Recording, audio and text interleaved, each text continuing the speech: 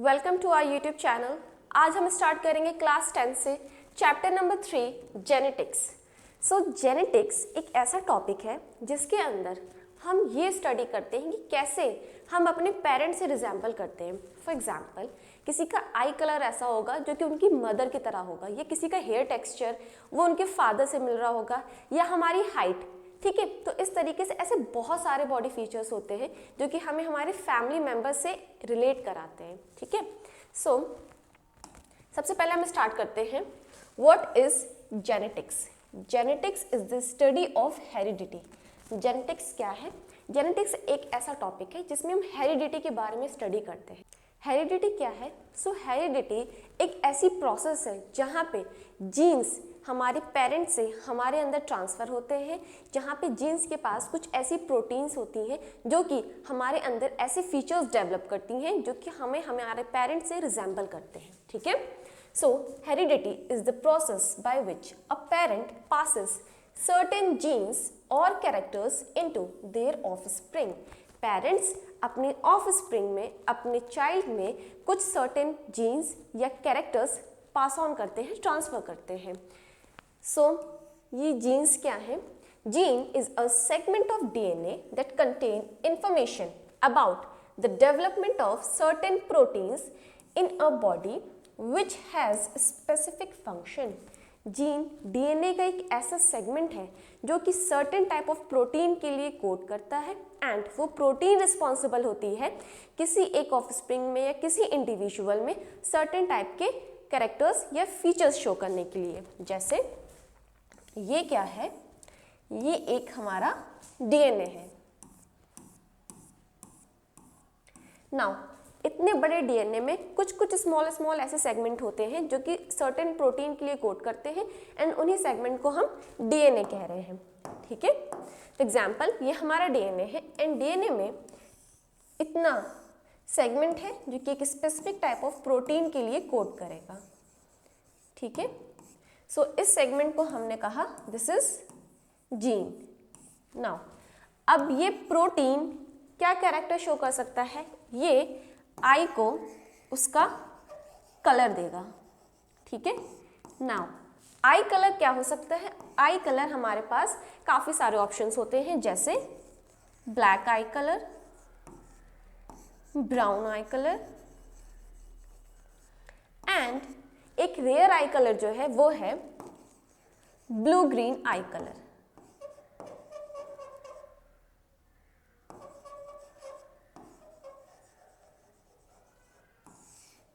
ठीक है, तो ये क्या है? ये हमारे जीन की वजह से हुआ, एंड ये जीन हमें कहाँ से मिला? हेरिडिटी में मिला। किससे? हमारे पेरेंट्स से। ये हमें फादर से भी मिल सकता है या हमें हमारी मदर से भी मिल सकता है। तो ये हुआ टॉपिक व्हाट आर जेनेटिक्स। इसके बाद नेक्स्ट टॉपिक है हमारे पास, यहाँ पे हम जॉर्ज मेंडल के बारे में पढ़ेंगे। जॉर्ज मेंडल कौन थे? जॉर्ज मेंडल एक ऑस्ट्रेलियन मॉन्क, एंड इन्हीं को फादर ऑफ जेनेटिक्स कहा जाता है। क्यों? क्योंकि ये एक ऐसे पहले इंसान थे जिन्होंने हमें ये बताया था कि किस तरीके से कैरेक्टर्स पेरेंट्स से उनके ऑफस्प्रिंग में generation to generation pass on होते हैं। इससे पहले हमें इस बारे में कोई इन्फॉर्मेशन नहीं थी, बट मेंडल की वजह से हमें जेनेटिक्स के बारे में पता चला।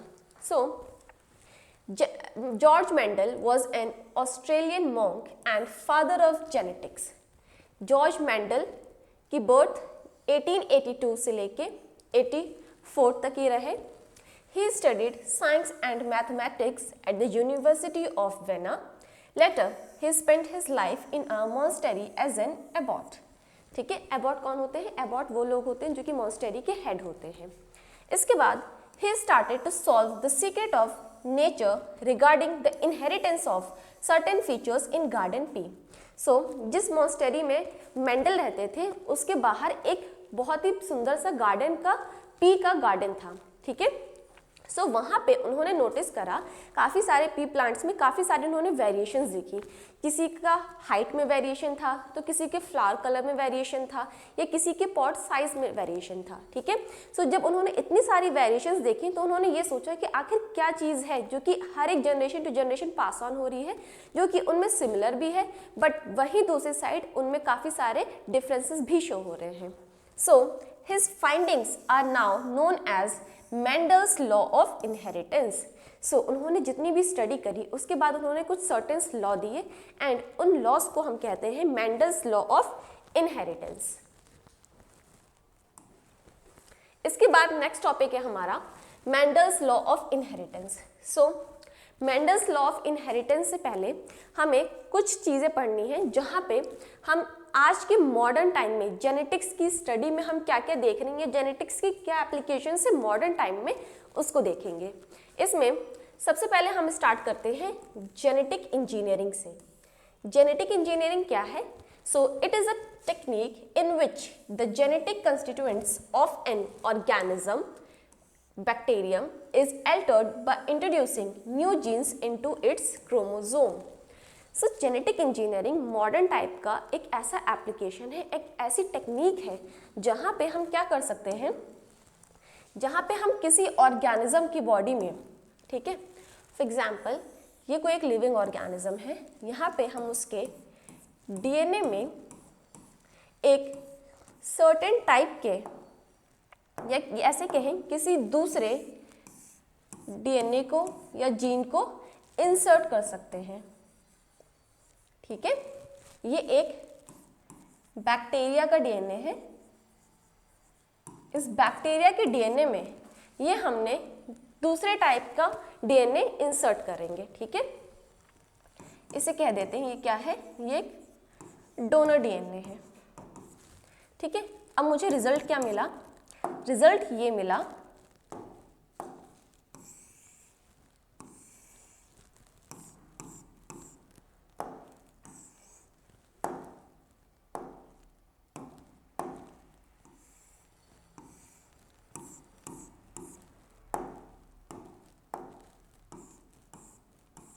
कि अब जो नया डीएनए बन के आया, इस डीएनए में इस डोनर डीएनए की भी क्या होंगे, इसकी भी क्वालिटीज आ जाएंगी। जैसे जेनेटिक इंजीनियरिंग हम कहाँ यूज करते हैं? इंसुलिन हार्मोन के प्रोडक्शन के लिए। इंसुलिन क्या है? इंसुलिन एक स्पेसिफिक टाइप का हार्मोन है जो कि हमारी पैंक्रियाज रिलीज करती है। ठीक है, जो डायबिटिक पेशेंट होते हैं उनकी बॉडी में ब्लड शुगर लेवल जो होता है वो काफ़ी ज़्यादा हाई होता है, तो इसके लिए हमारी बॉडी में पैंक्रियाज हैं जो कि इंसुलिन सिक्रीट करती हैं एंड वो बॉडी में या ब्लड में जो शुगर लेवल है उसको डाउन करता है। ठीक है, बट डायबिटिक पेशेंट के केस में क्या होता है, ये पैंक्रियाज प्रॉपरली वर्क नहीं करती तो वो इंसुलिन सिक्रीट नहीं करेंगी। अगर इंसुलिन सिक्रीट नहीं होगा तो ब्लड शुगर लेवल जो है वो डाउन नहीं होगा। इसके लिए हमें क्या था, हमें बहुत ज़्यादा अमाउंट में इंसुलिन चाहिए थी। ठीक है, हमें इंसुलिन का प्रोडक्शन करना है।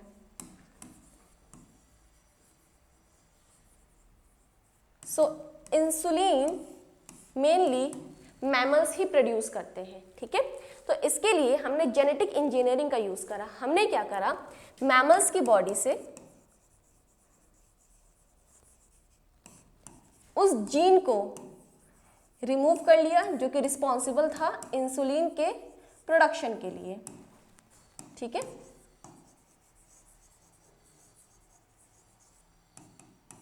इसके बाद हमने इस जीन को हमने इंसर्ट करा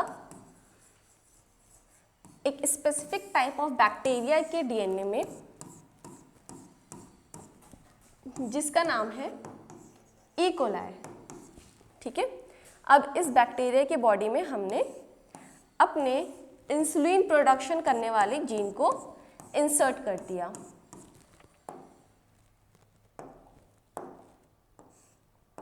इस तरीके से डीएनए हमारा इंसर्ट हो गया। सो अब इसकी वजह से क्या होगा, इसकी वजह से ये जो बैक्टीरिया है, ये बैक्टीरिया इंसुलिन प्रोड्यूस करना स्टार्ट कर देगा, इंसुलिन का प्रोडक्शन करेगा एंड हमें ज़्यादा से ज़्यादा अमाउंट में इंसुलिन मिलना शुरू हो जाएगी जिसका हम यूज़ कर पाएंगे पेशेंट्स के लिए। तो ये जो पूरी टेक्निक हमने यूज़ करी, हमने जेनेटिक इंजीनियरिंग से यूज़ करी। इसके बाद नेक्स्ट एप्लीकेशन जो है मॉडर्न जेनेटिक्स की वो ये है जेनेटिक काउंसलिंग। जेनेटिक काउंसलिंग क्या है, आजकल जितने भी न्यू कपल्स हैं, मैरिड कपल्स, वो क्या करते हैं, वो डॉक्टर से कंसल्ट करते हैं ये जानने के लिए कि उनकी बॉडी में कोई ऐसा जेनेटिक डिसऑर्डर तो नहीं है जो कि उनके ऑफस्प्रिंग में पास ऑन हो जाए, ठीक है। तो इसके लिए जो काउंसलिंग होती है उसे जेनेटिक काउंसलिंग कहा जाता है। क्या है? Genetic counselling is yet another practical aspect. Newly married couples are advised to consult a specialist regarding the possibility of any undesired trait which their children might inherit। ठीक है, इसमें क्या करते हैं, डॉक्टर से कंसल्ट करते हैं ये पता करने के लिए कि उन्हें कोई ऐसा जेनेटिक डिसऑर्डर तो नहीं है जो उनकी चिल्ड्रन में पास ऑन हो जाएगा। Diseases like haemophilia. हीमोफीलिया क्या है? ये एक ब्रीडर्स डिजीज है with a tendency to bleed freely from even a slight wound। Haemophilia में क्या होता है, अगर ऐसा कोई पेशेंट है जिसको हीमोफीलिया है तो उसकी बॉडी में अगर एक माइनर सा भी कट हो जाएगा तो उसकी वजह से इतनी ज़्यादा ब्लीडिंग होगी कि एट लास्ट ही और शी मे बी डाई। क्यों? क्योंकि उनकी बॉडी में ब्लड क्लॉटिंग फैक्टर्स नहीं होते जो कि ब्लड की क्लॉटिंग करा दे। ठीक है, इसके बाद है thalassemia and sickle cell anaemia with defective haemoglobin. Thalassemia and sickle cell anaemia के केस में हीमोग्लोबिन डिफेक्टिव होता है। सो ये ऐसे डिसऑर्डर्स हैं जो कि generation to generation pass on हो सकते हैं। These are example of genetic disease which can be prevented to some extent by proper genetic matching of the prospective parents। तो इस केस में इन केस अगर किसी वन ऑफ द पेरेंट को कुछ इनमें से कोई ऐसा जेनेटिक डिसऑर्डर है तो वहाँ पे हम जेनेटिक इंजीनियरिंग करके उनके डीएनए या स्पेसिफिक जीन को हम करेक्ट कर सकते हैं ताकि वो उस टाइप का जेनेटिक डिसऑर्डर उनकी ऑफस्प्रिंग में पास ऑन ना हो सके। इसके बाद हमारा नेक्स्ट टॉपिक है हेरिडिटी। नाउ अभी हमने स्टार्टिंग 2 स्लाइड्स में हेरिडिटी के बारे में काफ़ी कुछ पढ़ लिया कि हेरिडिटी क्या है। ठीक है, so heredity may be defined as transmission of genetically based characteristics from parents to offspring or the genetic constitution of an individual. Heredity क्या है? हेरिडिटी में ट्रांसमिशन मतलब ट्रांसफर हो रहा है जेनेटिक कैरेक्टर्स का पेरेंट से उनके ऑफस्प्रिंग में। ठीक है, जैसे cats produce cat and not dog. यहाँ ये क्या कह रहा है कि जैसे एक इंडिविजुअल, ठीक है, अपने सेम टाइप के इंडिविजुअल को ये ऑफस्प्रिंग को ही प्रोड्यूस करता है। जैसे एक कैट सिर्फ और सिर्फ एक कैट को ही बर्थ दे सकती है, नॉट अ डॉग। उसी तरीके से a mango seed germinates into a mango tree. एक मैंगो सीड जर्मिनेट होगा एक मैंगो ट्री में ही। ऐसा नहीं है कि एक मैंगो ट्री जो है एक रोज फ्लावर को प्रोड्यूस कर दे। ठीक है, उसी तरीके से human always give birth to only humans and not apes. Even the curd bacteria which grows in milk undergo hundreds of generations each day and continue to produce the same type of bacteria and not any different type। यहाँ पे example लिया गया curd producing bacteria को। ठीक है, curd producing bacteria क्या करता है, वो सिर्फ मल्टीपल डिवीजन करता है एंड वो जितने भी टाइम्स डिवीजन करे वो हमेशा अपने टाइप का ही एक बैक्टीरिया प्रोड्यूस करता है। ऐसा नहीं है कि कर्ड प्रोड्यूसिंग बैक्टीरिया जो है कोई दूसरे टाइप का बैक्टीरिया को प्रोड्यूस करते हैं। ठीक है, क्यों? क्योंकि यहाँ पे हर एक इंडिविजुअल अपने तरीके के ही इंडिविजुअल को बर्थ देगा। इसके बाद नेक्स्ट टॉपिक है हमारा वेरिएशंस इन पॉपुलेशन। यहाँ पे अभी हमने ये देखा पीछे वाले स्लाइड में कि हर एक इंडिविजुअल अपने टाइप के ही इंडिविजुअल को बर्थ दे रहा है, बट स्टिल एक पॉपुलेशन में हमें वेरिएशंस दिखाई देती हैं, हमें डिफरेंसेस दिखाई देते हैं। Human beings as species share many main characters or traits among themselves which identify the species Homo sapiens। यहाँ ये कहा जा रहा है कि ह्यूमन बींग्स, ठीक है, वो एक स्पीशीज है जहाँ पे जितने भी ह्यूमन बींग्स हैं वो सभी एक जैसे ही हैं। तो एक कॉमन स्पीशीज को जहाँ पे हर इंडिविजुअल के फीचर्स सेम होते हैं उन्हें हम एक कॉमन स्पीशीज में रखते हैं। यहाँ पे जो ह्यूमन बींग्स की कॉमन स्पीशीज है उसे हम होमो सैपियंस कहते हैं। The individual members in the population show differences. वहीं इंडिविजुअल मेंबर्स, अगर हम 100 लोगों को एक ग्रुप में खड़ा करते हैं, ठीक है, सो वहाँ पे हर कोई क्या है, होमो सैपियंस है, बट स्टिल हर इंडिविजुअल दूसरे इंडिविजुअल से डिफरेंट है। Further the smallest unit of population is the family and there too members show differences in the body features. अभी हम 100 लोगों की एक पॉपुलेशन की बात कर रहे थे, ठीक है। अब हम उस बड़ी पॉपुलेशन को छोड़ के अपनी खुद की फैमिली में भी देखें। एक फैमिली में मोस्टली 4 लोग हैं, मदर, फादर एंड 2 उनके चिल्ड्रंस, ठीक है। अब क्या ये चारों तो एक ही फैमिली के लोग हैं, एक ही पेरेंट्स से आए हैं, बट स्टिल उनमें बहुत ज़्यादा डिफरेंसेस होते हैं, ठीक है। हाइट डिफरेंस हो सकता है, कलर डिफरेंस हो सकता है, बॉडी के डिफरेंट फीचर्स में डिफरेंसेस हो सकता है। तो यहाँ क्या बताया जा रहा है कि भले ही सब एक ही कैटेगरी के हैं, बट स्टिल उन सभी में वेरिएशंस हैं। क्यों? क्योंकि अल्टीमेटली दोनों 2 डिफरेंट इंडिविजुअल्स के कॉम्बिनेशन है, तो उनमें अपने में भी कुछ ना कुछ वेरिएशंस शो होंगी। These small differences among individuals are called variation. And ये जो हम differences की बात कर रहे थे, इन differences को हम क्या कहते हैं? इन्हें हम variations कहते हैं। इसके बाद है like begets like and yet there are variation. ठीक है, एक जैसे लोग एक जैसे दिखते हैं, बट उनमें स्टिल वेरिएशन होती है। All organism, whether animals, plants and microorganisms produce their own kind through reproduction. Animals, plants, microorganisms ये सभी रिप्रोड्यूस करते हैं एंड अपने ही तरीके के ऑर्गेनिज्म प्रोड्यूस करते हैं, but the offspring are never identical to their parents. Some differences, howsoever small it may be, is found in them. ठीक है, एक कैट हमेशा एक बेबी कैट को ही प्रोड्यूस करेगी, ठीक है। इस बेसिस पे इन दोनों में क्या है? सिमिलैरिटीज हैं, ठीक है। बट स्टिल ये जो बेबी कैट है ये अपनी मदर से किसी ना किसी पॉइंट पे, किसी ना किसी फीचर्स पे क्या होगी? डिफरेंट होगी, ठीक है। या हम ऐसे देखते हैं, हम ह्यूमन बींग्स एक दूसरे की अपनी बात करते हैं, ठीक है। हर एक बेबी या हर एक इंसान एक दूसरे से डिफरेंट है, हम सभी की फेसेस अलग हैं, हम सभी का टाइप अलग है, ठीक है।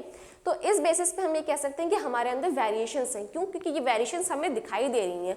बट अगर हम एनिमल्स की बात करें या प्लांट्स की बात करते हैं, हम रोज प्लांट की बात करते हैं, उसमें तो हमें कोई वेरिएशन नहीं दिखाई देती। तो आप ये कह सकते हैं कि वहाँ वेरिएशन नहीं है। क्यों? क्योंकि दोनों ही जो है पेरेंट के ऑफस्प्रिंग दोनों एक दूसरे से एग्जैक्ट कॉपीज हैं। बट नहीं, वहाँ पे भी क्या है? वेरिएशंस कहाँ हो सकती हैं? उनके जीन्स में वेरिएशन हो सकती है, ठीक है। नॉर्मली हम वेरिएशंस उन्हें ही मानते हैं जिनको हम देख पा रहे हैं। ह्यूमंस में हम वेरिएशन देखते हैं तो हम वहाँ एक्सेप्ट करते हैं कि हाँ वहाँ वेरिएशन है, बट हम कैट्स में या डॉग्स में या हम प्लांट्स में वेरिएशन देख नहीं पाते। इसके बेसिस पे हम ये कह देते हैं कि वहाँ वेरिएशन नहीं है। बट नहीं, हर एक ऑर्गेनिज्म, हर एक इंडिविजुअल एक दूसरे से डिफरेंट होता है। भले उसकी वेरिएशन फिजिकली नहीं दिखाई दे रही है, बट इंटरनली उनके जीन्स में वेरिएशंस एग्जिस्ट करती हैं, ठीक है। इसके बाद नेक्स्ट है कैरेक्टर्स एंड ट्रेट्स। अब हम देखते हैं कैरेक्टर्स एंड ट्रेट्स क्या होते हैं। So any inheritable feature is a character, the alternative form of a character is called trait. जैसे एक कैरेक्टर की बात कर रहे हैं, कैरेक्टर हम ले रहे हैं आई कलर, ठीक है। आई कलर एक कैरेक्टर है,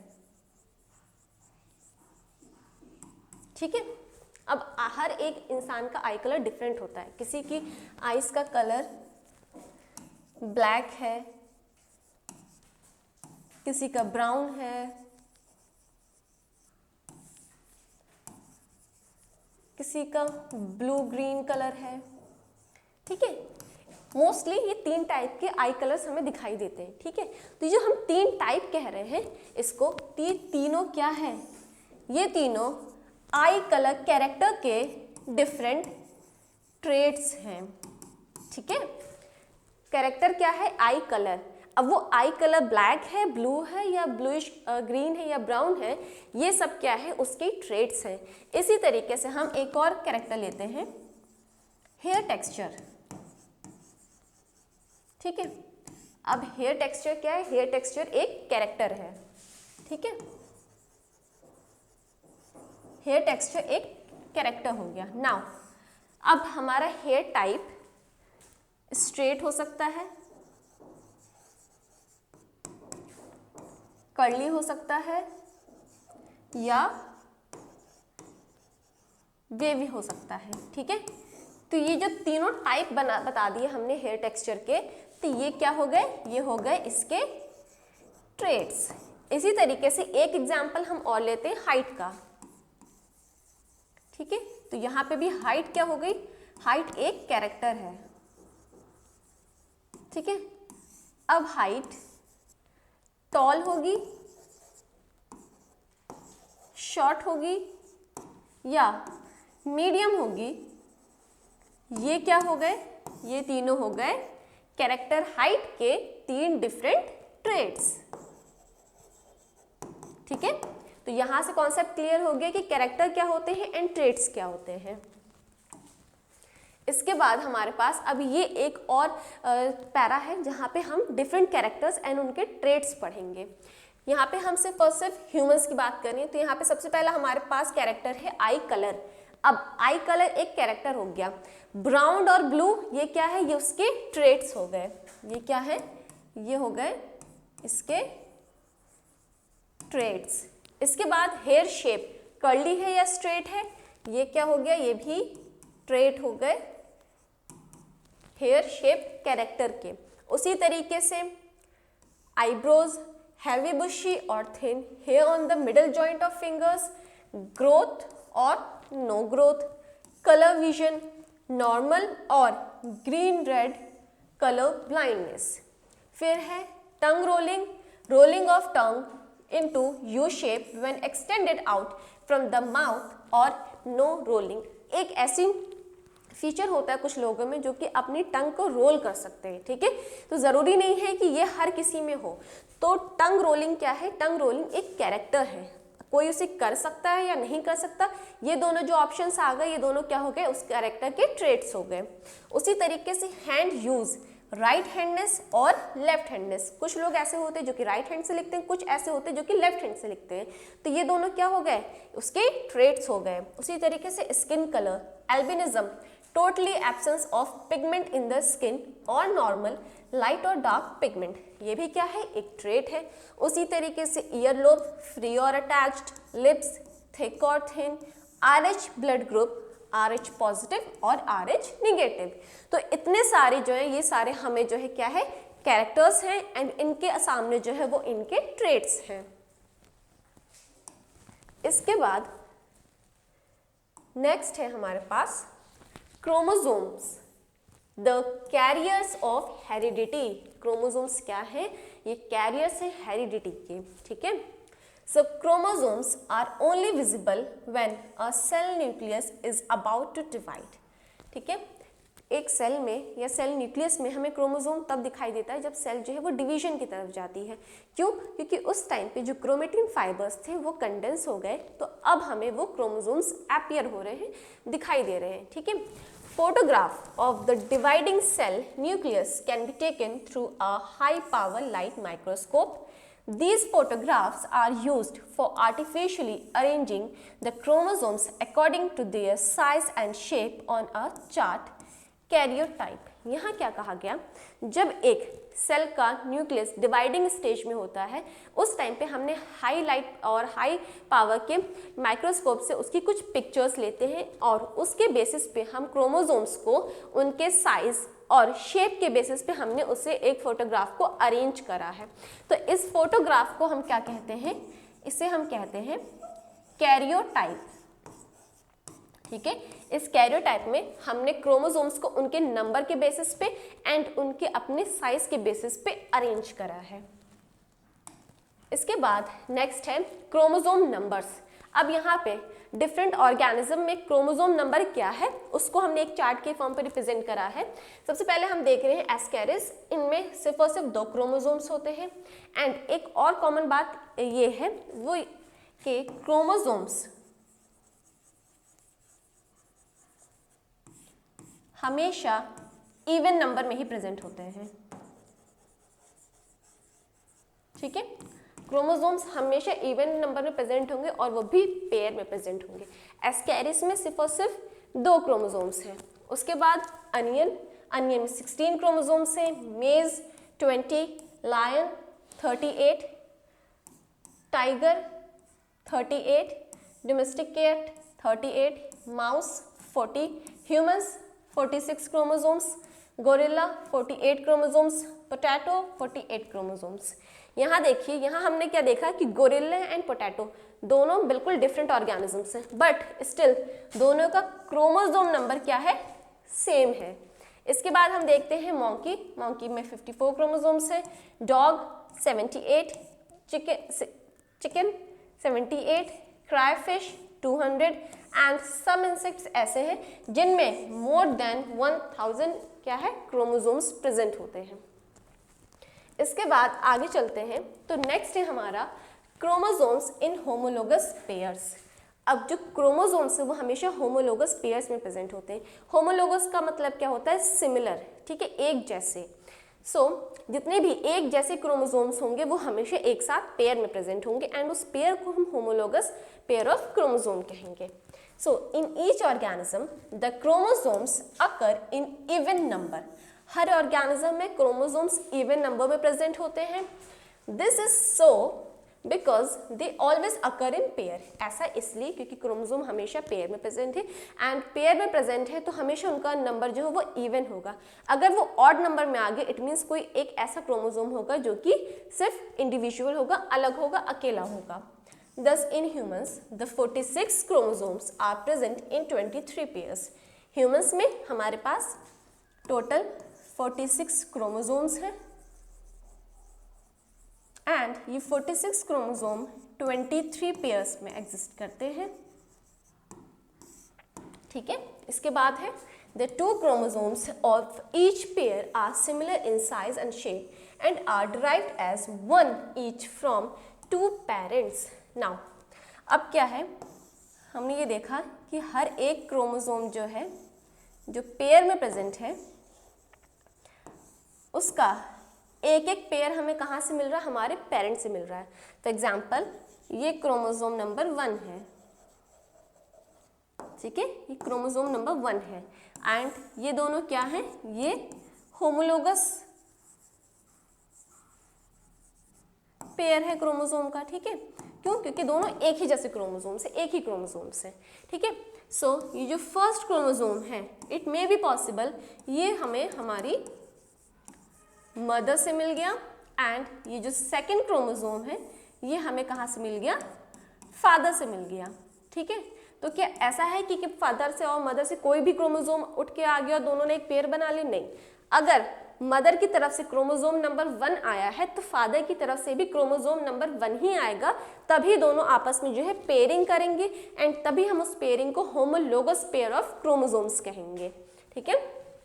These identical chromosome pairs are called homologous chromosomes. कैसे क्रोमोसोम्स हैं, ये आइडेंटिकल क्रोमोसोम्स है, मतलब एक दूसरे की एग्जैक्ट कॉपी है, ठीक है। इस इमेज में भी हम क्या देख पा रहे हैं, ये क्या है, क्रोमोसोम नंबर 1 है, ये इसका अपना शेप है, क्रोमोसोम नंबर 2, 3, 4, 5 एंड ऐसे करते करते हमारे पास कितने आ गए, 23 पेयर ऑफ क्रोमोसोम्स आ गए। नाउ यहाँ पे क्या है कि अगर फीमेल्स हैं तो फीमेल्स के केस में 23rd पेयर ऑफ क्रोमोसोम ये होगा विच इज XX एंड अगर ये एक मेल है तो इनकी बॉडी में जो 23rd क्रोमोसोम होगा वो होगा X एंड Y। ये डिपेंड करता है कि इंडिविजुअल का जेंडर क्या है। इसके बाद है हमारे पास the 2 main categories of chromosomes, autosomes and sex chromosomes. यहाँ पे अब क्रोमोसोम्स की 2 कैटेगरीज हैं, ठीक है, जहाँ पे एक को हम ऑटोसोम्स कह रहे हैं एंड दूसरे को हम सेक्स क्रोमोसोम्स कहते हैं। The chromosome pairs number 1 to 22 has identical chromosomes and these are categorized as autosomes. एक ह्यूमन बॉडी में टोटल 23 पेयर ऑफ क्रोमोसोम्स हैं, ठीक है, जिसमें से 22 क्रोमोसोम्स एक जैसे होते हैं, मतलब 22 पेयर ऑफ क्रोमोसोम्स आइडेंटिकल होते हैं।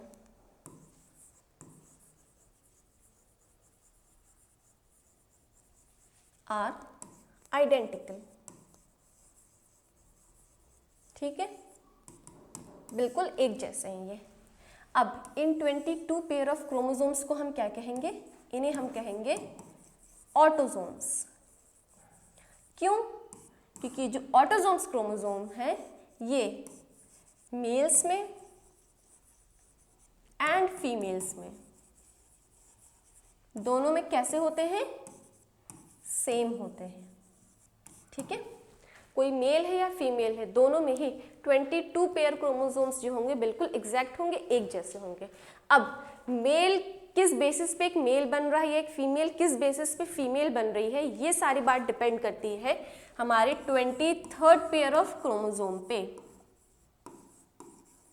23rd पेयर ऑफ क्रोमोसोम पे। ठीक है,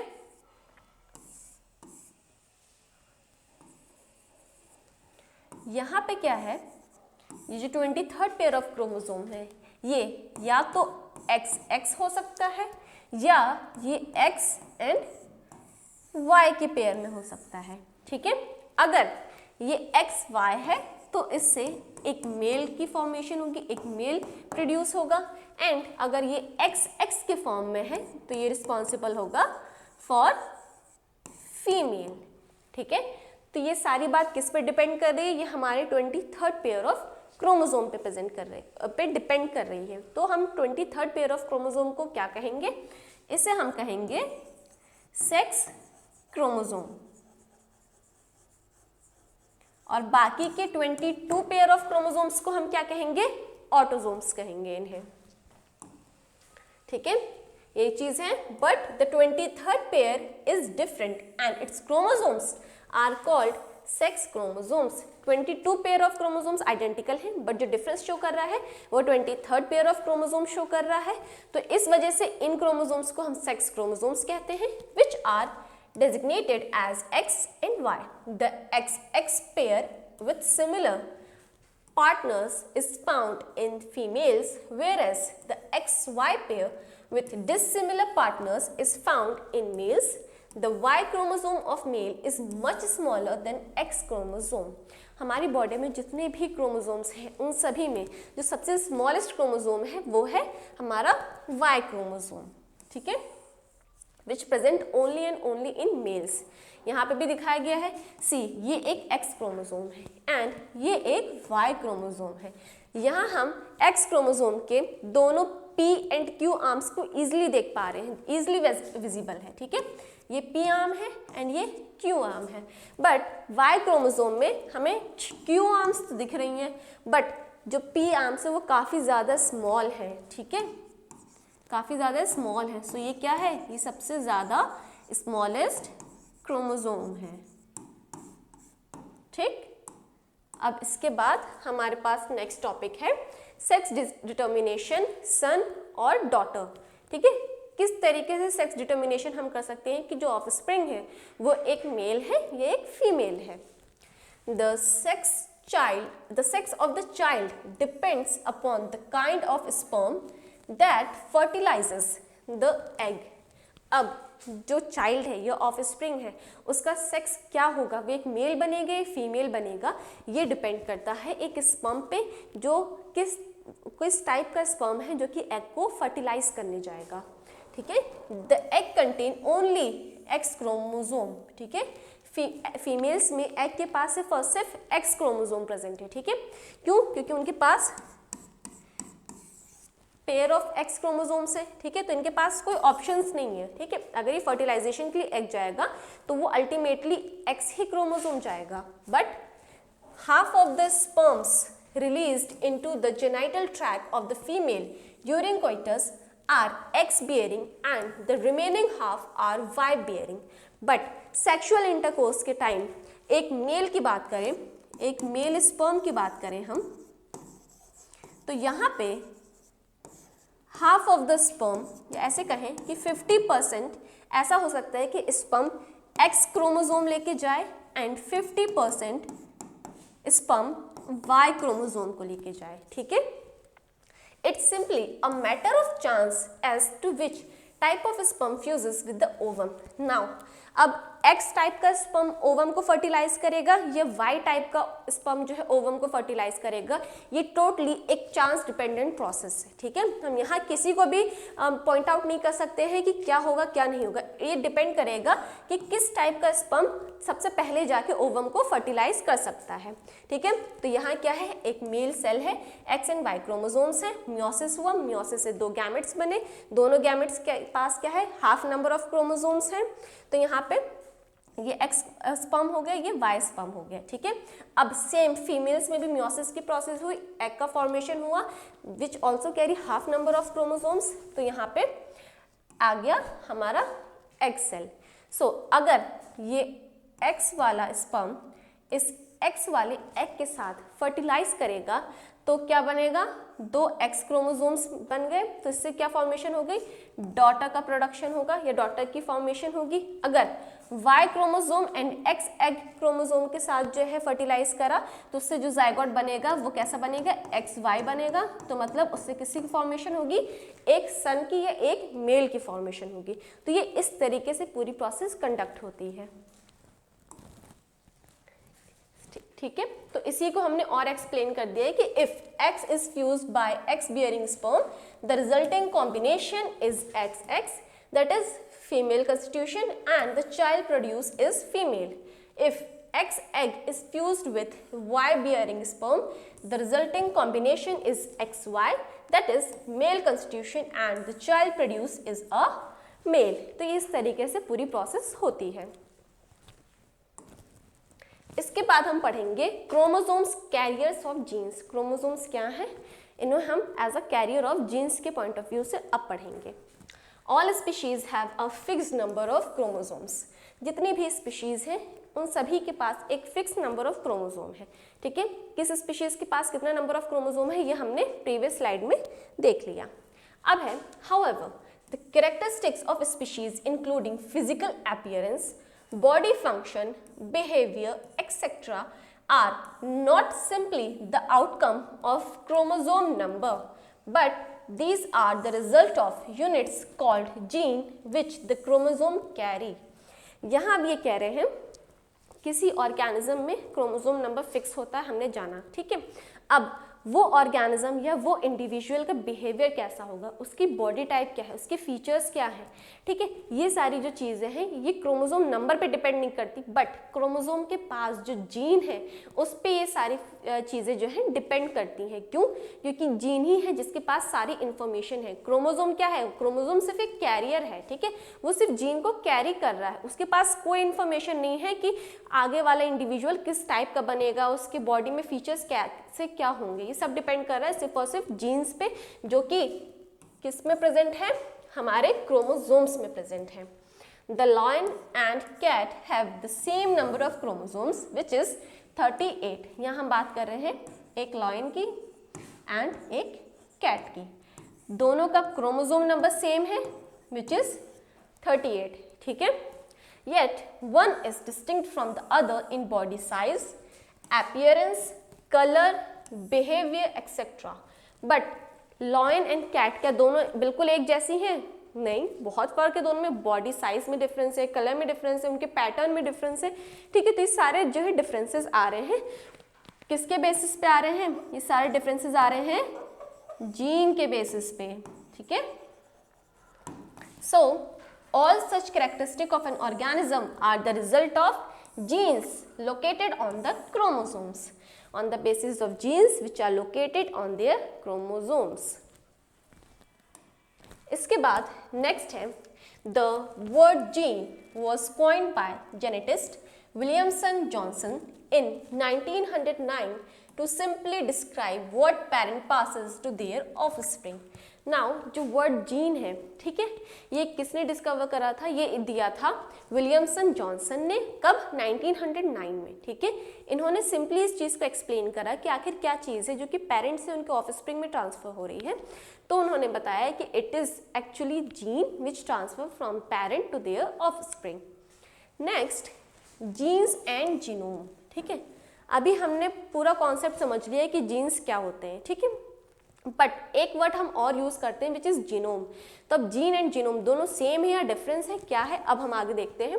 सो genes are the specific part or DNA segment of a chromosome which determine the hereditary characteristics. Gene क्या है, जीन DNA का सेगमेंट है जो कि किसी हेरिडिटी कैरेक्टर को डिटरमाइन करता है या किसी इंफॉर्मेशन को कैरी करता है जो कि पेरेंट्स से उनके ऑफस्प्रिंग में पास ऑन होंगी।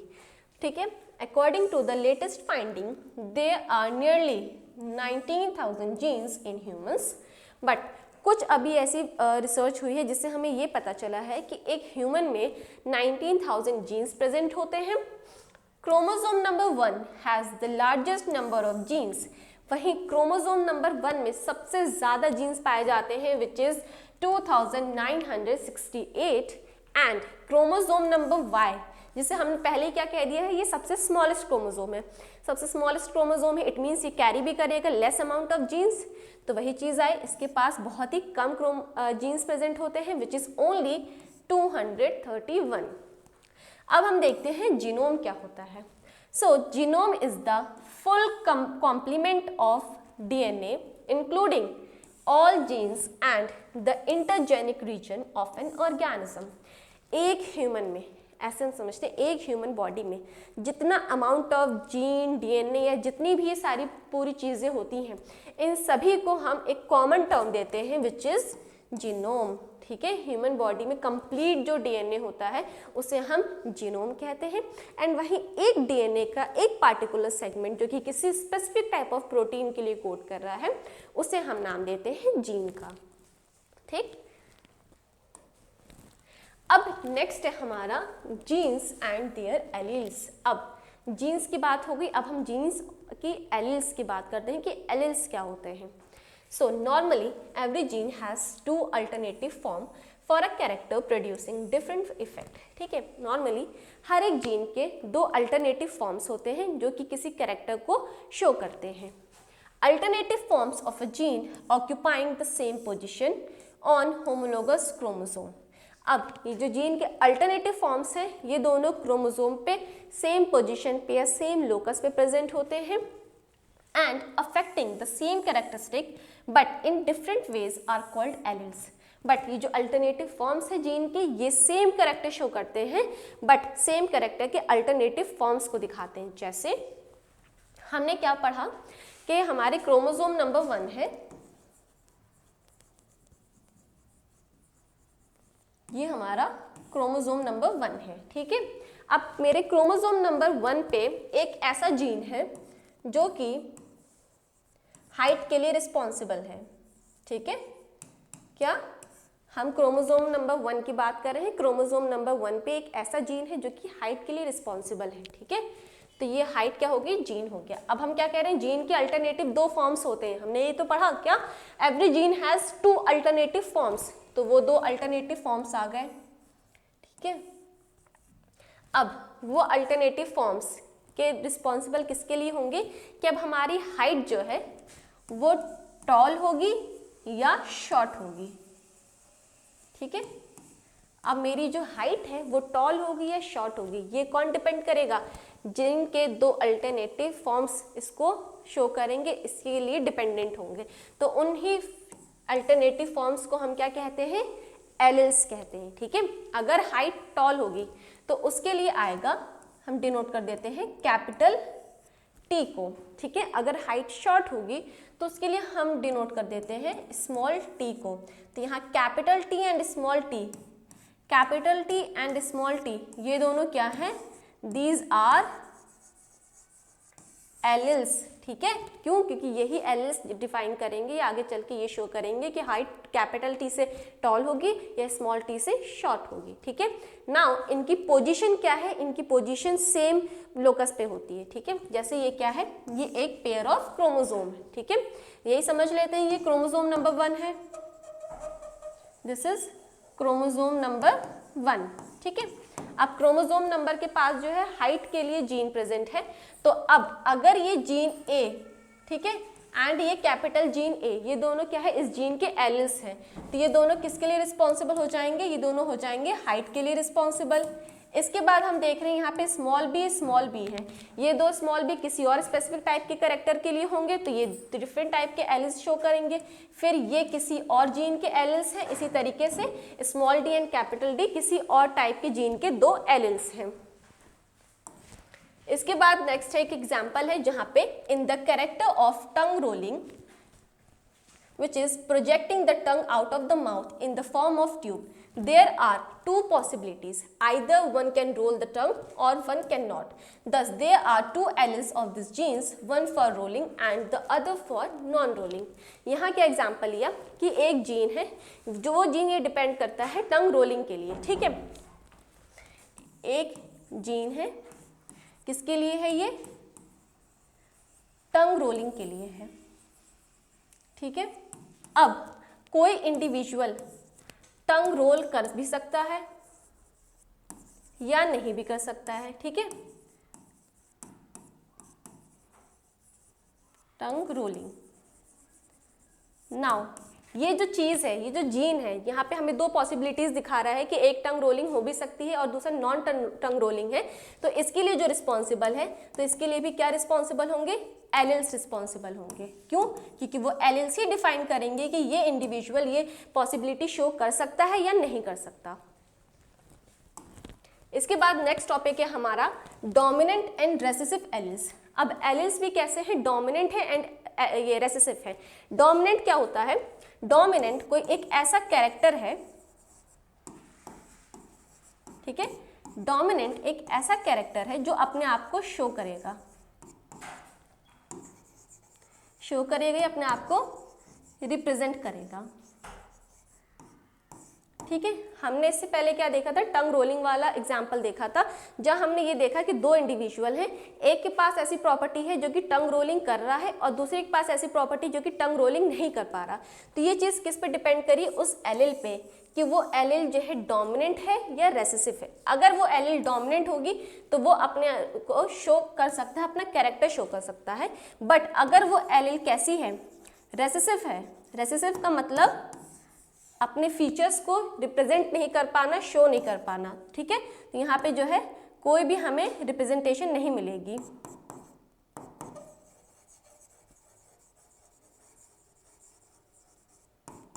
ये किसकी वजह से हुआ?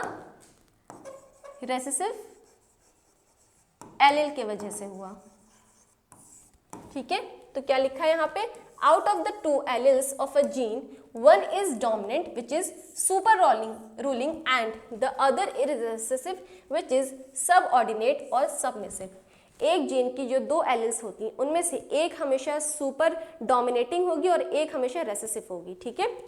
To understand this, again take the same example of tongue rolling.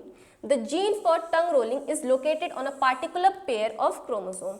Tongue rolling के लिए जो जीन है वो एक पार्टिकुलर टाइप के क्रोमोसोम पे डिपेंड करेगा. फॉर एग्जाम्पल टंग रोलिंग का जो जीन है ये हमारे क्रोमोसोम नंबर 3 पे है, ठीक है.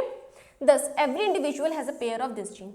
तो ऐसा नहीं है कि सिर्फ और सिर्फ वही इंडिविजुअल जो कि टंग रोल कर पा रहा है उसी के पास टंग रोलिंग का जीन होगा, नहीं, ये जीन हर एक इंडिविजुअल के पास है. बट ये डिपेंड कर रहा है हमारी एलिल्स पे. अगर वो एलिल डोमिनेंट है तो वो इंडिविजुअल ऐसा कैरेक्टर शो करेगा. बट अगर वो एलिल या वो पर्सन के पास जो एलिल है वो रेसेसिव है तो वो टंग रोलिंग का जो प्रॉपर्टी है वो नहीं शो कर पाएगा.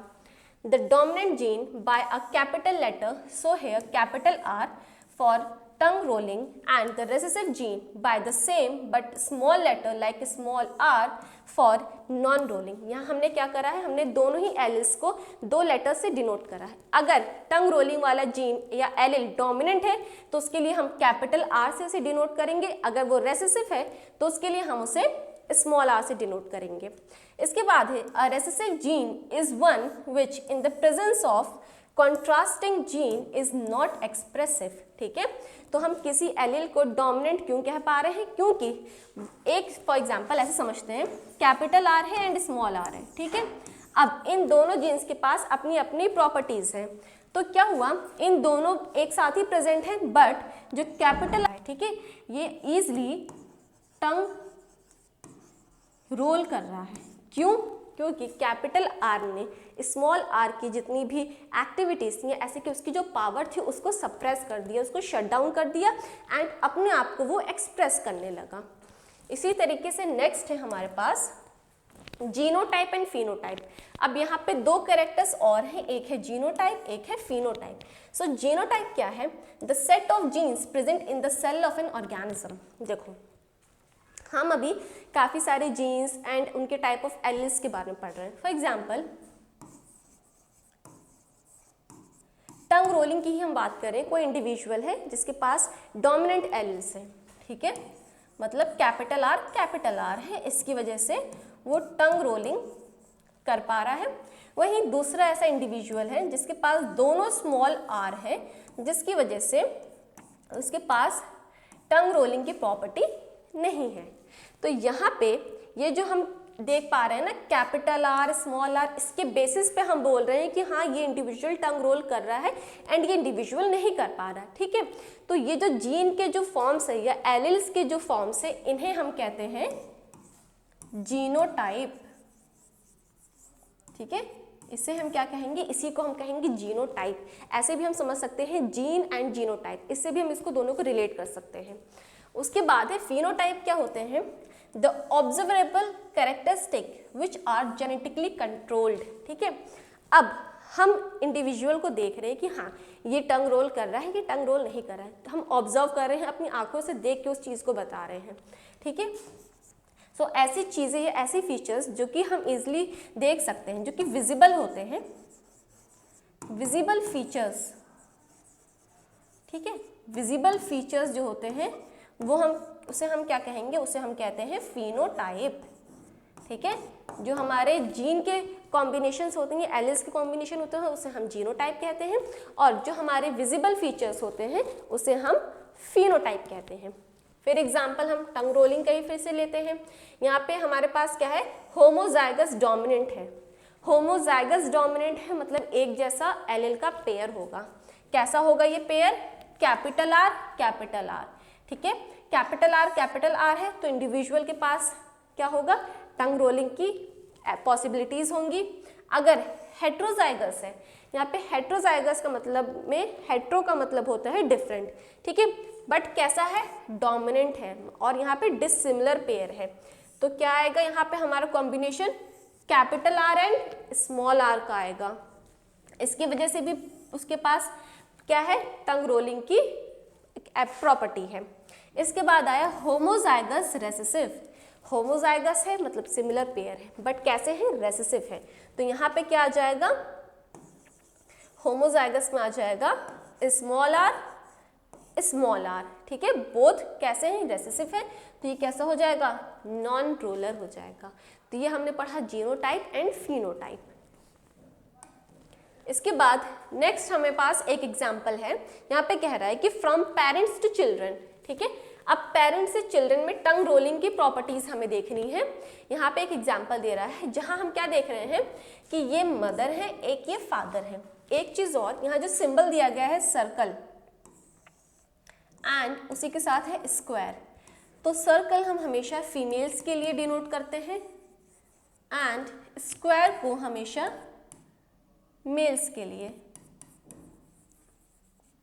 ठीक है। अगर कहीं पे सर्कल को हमने कलर करा है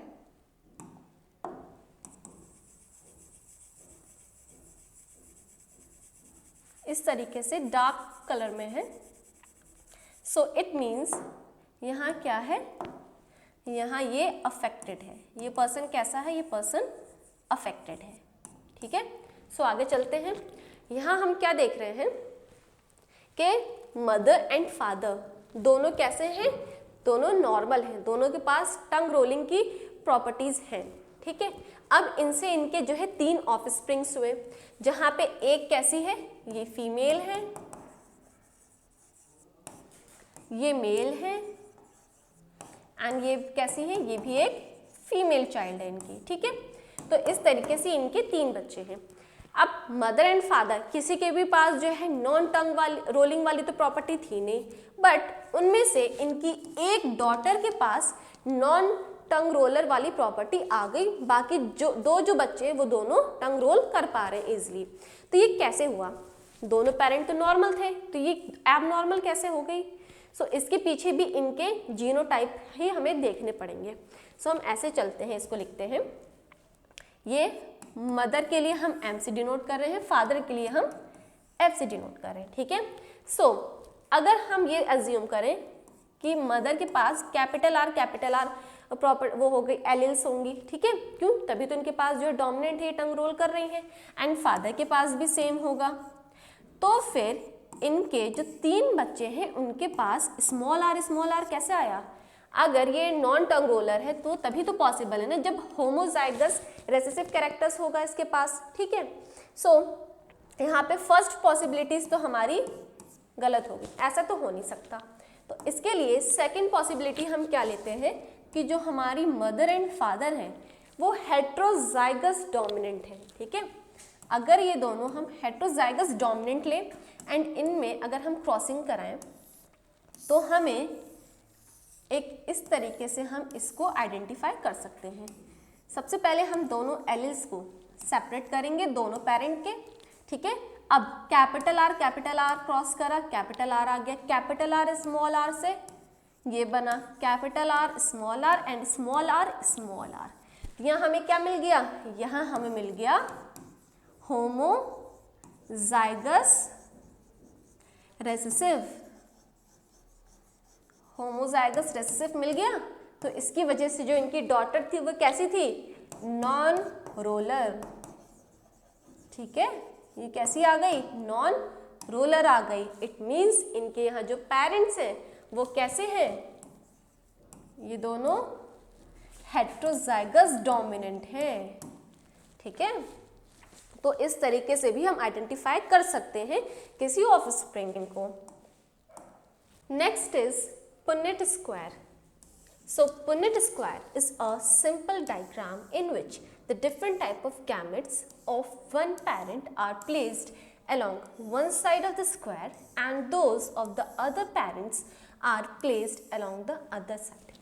Punnett square क्या है? Punnett square एक ऐसा स्क्वायर है जहाँ पे हम एक साइड पे किसी भी एक पेरेंट के गैमेट्स को प्लेस करते हैं। फॉर एग्जाम्पल यहाँ पे हमने फीमेल गैमेट्स को लिया है जहाँ पे हमने उनके 2 एलिल्स लिए हैं, capital R and small R.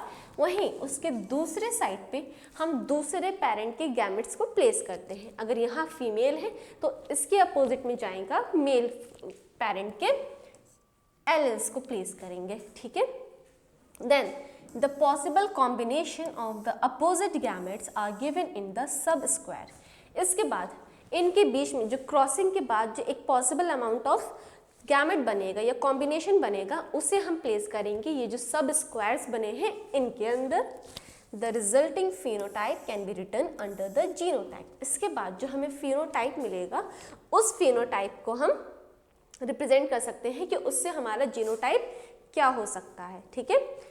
यहाँ पे एक एग्जाम्पल है जहाँ हम क्या देख रहे हैं? हम टंग रोलिंग वाली एक्टिविटी देख रहे हैं, ठीक है। यहाँ क्या कहा गया कि पेरेंट कैसे हैं?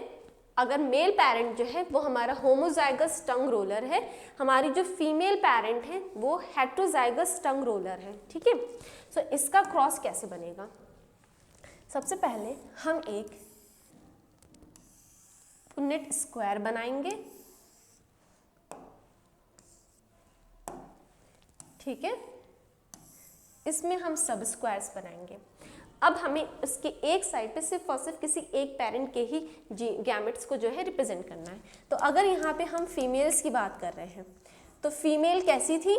फीमेल हमारी थी हेट्रोजाइगस डोमिनेंट या ये कहें टंग रोलर, ठीक है। तो यहाँ पे क्या है? 2 एलिल्स हैं, कैपिटल आर है एंड स्मॉल आर है। हम दोनों एलिल्स को हमेशा या दोनों गैमेट्स को हम हमेशा एक दूसरे से सेपरेट रखते हैं, दोनों को हम कभी भी एक साथ रिप्रेजेंट नहीं करेंगे, ठीक है। अब यहाँ हम ले रहे हैं फादर को, ठीक है। फादर कैसे थे? फादर हमारे होमोजाइगस थे, ठीक है। सो फिर यहाँ पे हम दोनों एलिल्स को सेपरेट रखेंगे। अब इन दोनों के बीच में जो होगी क्रॉसिंग होगी। अगर capital R and small R में क्रॉसिंग हुई तो यहाँ पे कॉम्बिनेशन ऐसा बना हमारा कैपिटल आर का, यहाँ पे भी हमारा सेम कैपिटल आर, यहाँ क्या है small R and capital R, तो ये कॉम्बिनेशन बना। यहाँ क्या है small R and capital are.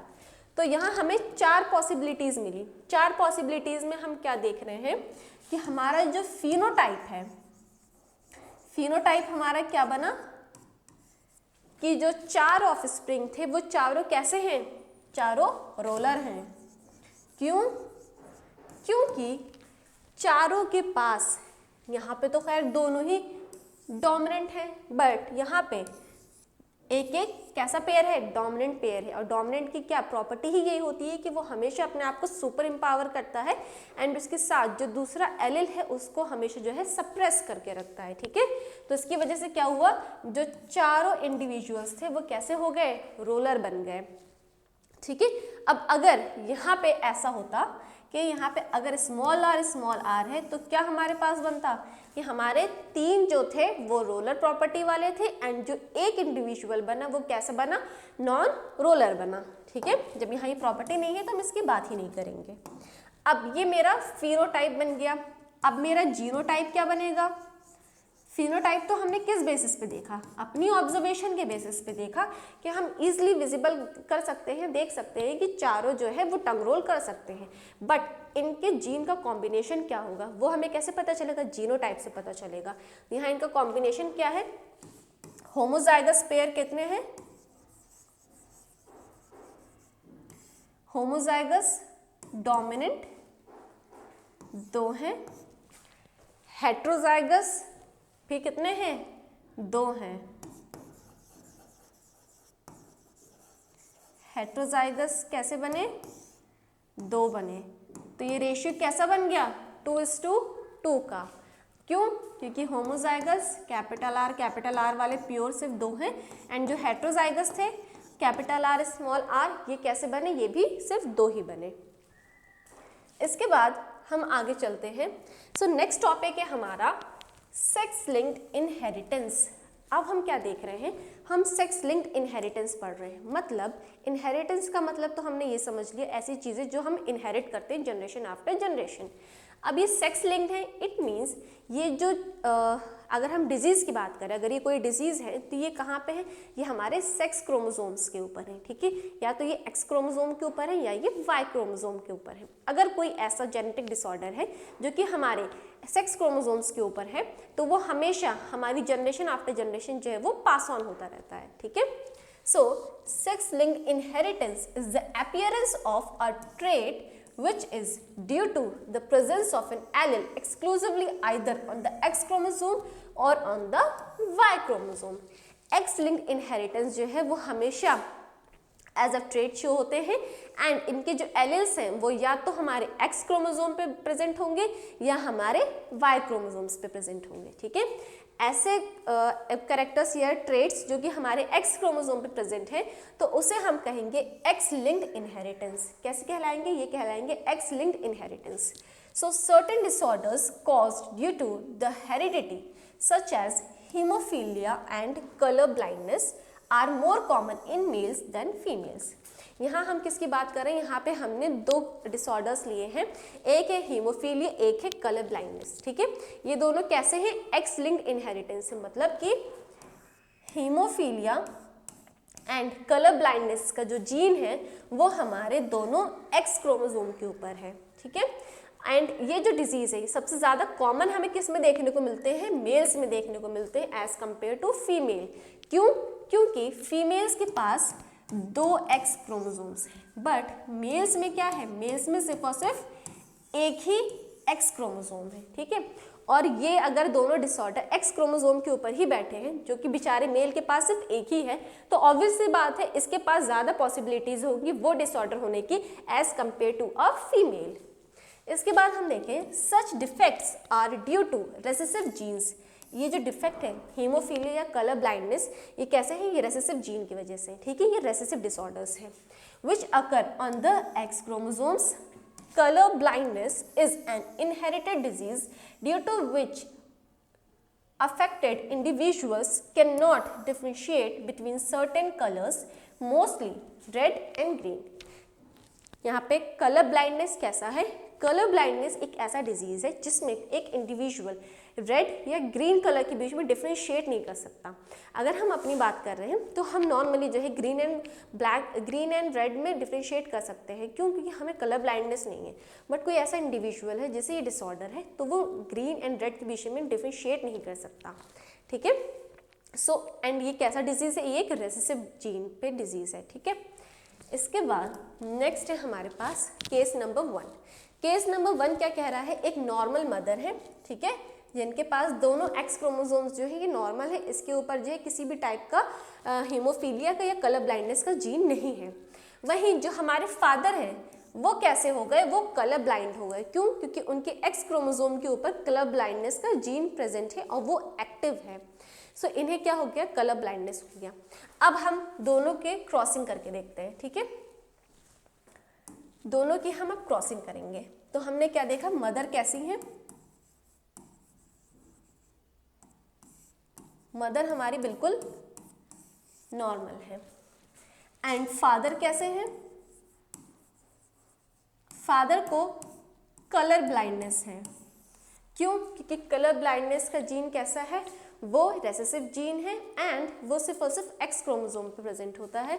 Father के पास सिर्फ और सिर्फ एक क्रोमोसोम था, उस पर भी हीमोफीलिया आ गया या कलर ब्लाइंडनेस आ गया, तो ऑब्वियस सी बात है वो फॉरन उस पर इफेक्टिव हो जाएंगे, ठीक है।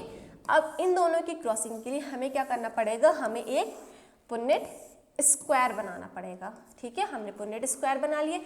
एक साइड हम मदर के जीन्स को लिखेंगे, एक साइड हम फादर के गैमेट्स को लिखेंगे, ठीक है।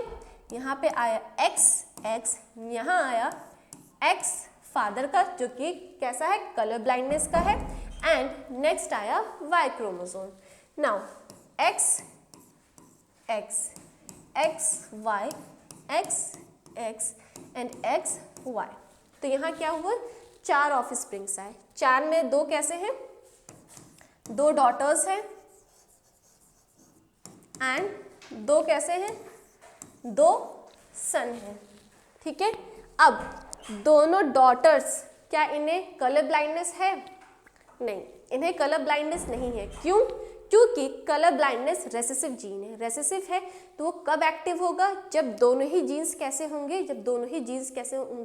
जब दोनों पे ही कलर ब्लाइंडनेस होगी, तभी वो कैसा हो सकता है? अपने आप को शो कर सकता है, ठीक है। बट यहाँ ये किस फॉर्म में है?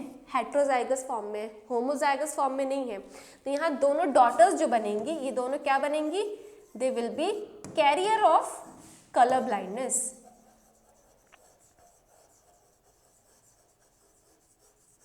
ठीक है। डॉटर्स कैसी हो गई? ये दोनों कैरियर बन गई। एंड जो दोनों सन बने, सन कैसे बने? नॉर्मल बन गए। सन कैसे बन गए? सन नॉर्मल बन गए। क्यों? क्योंकि इनके पास जो एक्स क्रोमोसोम आया वो आया इनकी मदर से, ठीक है। नॉर्मली अगर कोई डिजीज होता है तो वो हमेशा एक फादर अपनी डॉटर को ही पास ऑन करते हैं और एक मदर वो हमेशा अपने सन को ही पास ऑन करती है, ठीक है। सो यहाँ पे क्या हुआ? यहाँ फादर ने अपनी डॉटर को पास ऑन कर दिया। बट पॉजिटिव पॉइंट ये था कि यहाँ पे जो डॉटर थी वो सिर्फ और सिर्फ अभी कैरियर बनी है। सो इन फ्यूचर ये डॉटर अगर आगे किसी और मेल के साथ, अगर किसी और के साथ जो है इनका फर्टिलाइजेशन होगा या क्रॉसिंग ओवर कराएंगे हम, तो वहाँ पे ये अपने सन को पास ऑन कर सकती है कलर ब्लाइंडनेस का जीन, ठीक है। सो हम ये भी देख लेते हैं एक बार पॉसिबिलिटी कि अगर मदर कैरियर है, ठीक है, एंड फादर नॉर्मल है, तो पॉसिबिलिटीज क्या होंगी? ठीक है, ये फादर हो गए एंड ये मदर हो गई। मदर यहाँ कैसी है? कैरियर है, ठीक है। सो क्रॉसिंग करा दिया हमने।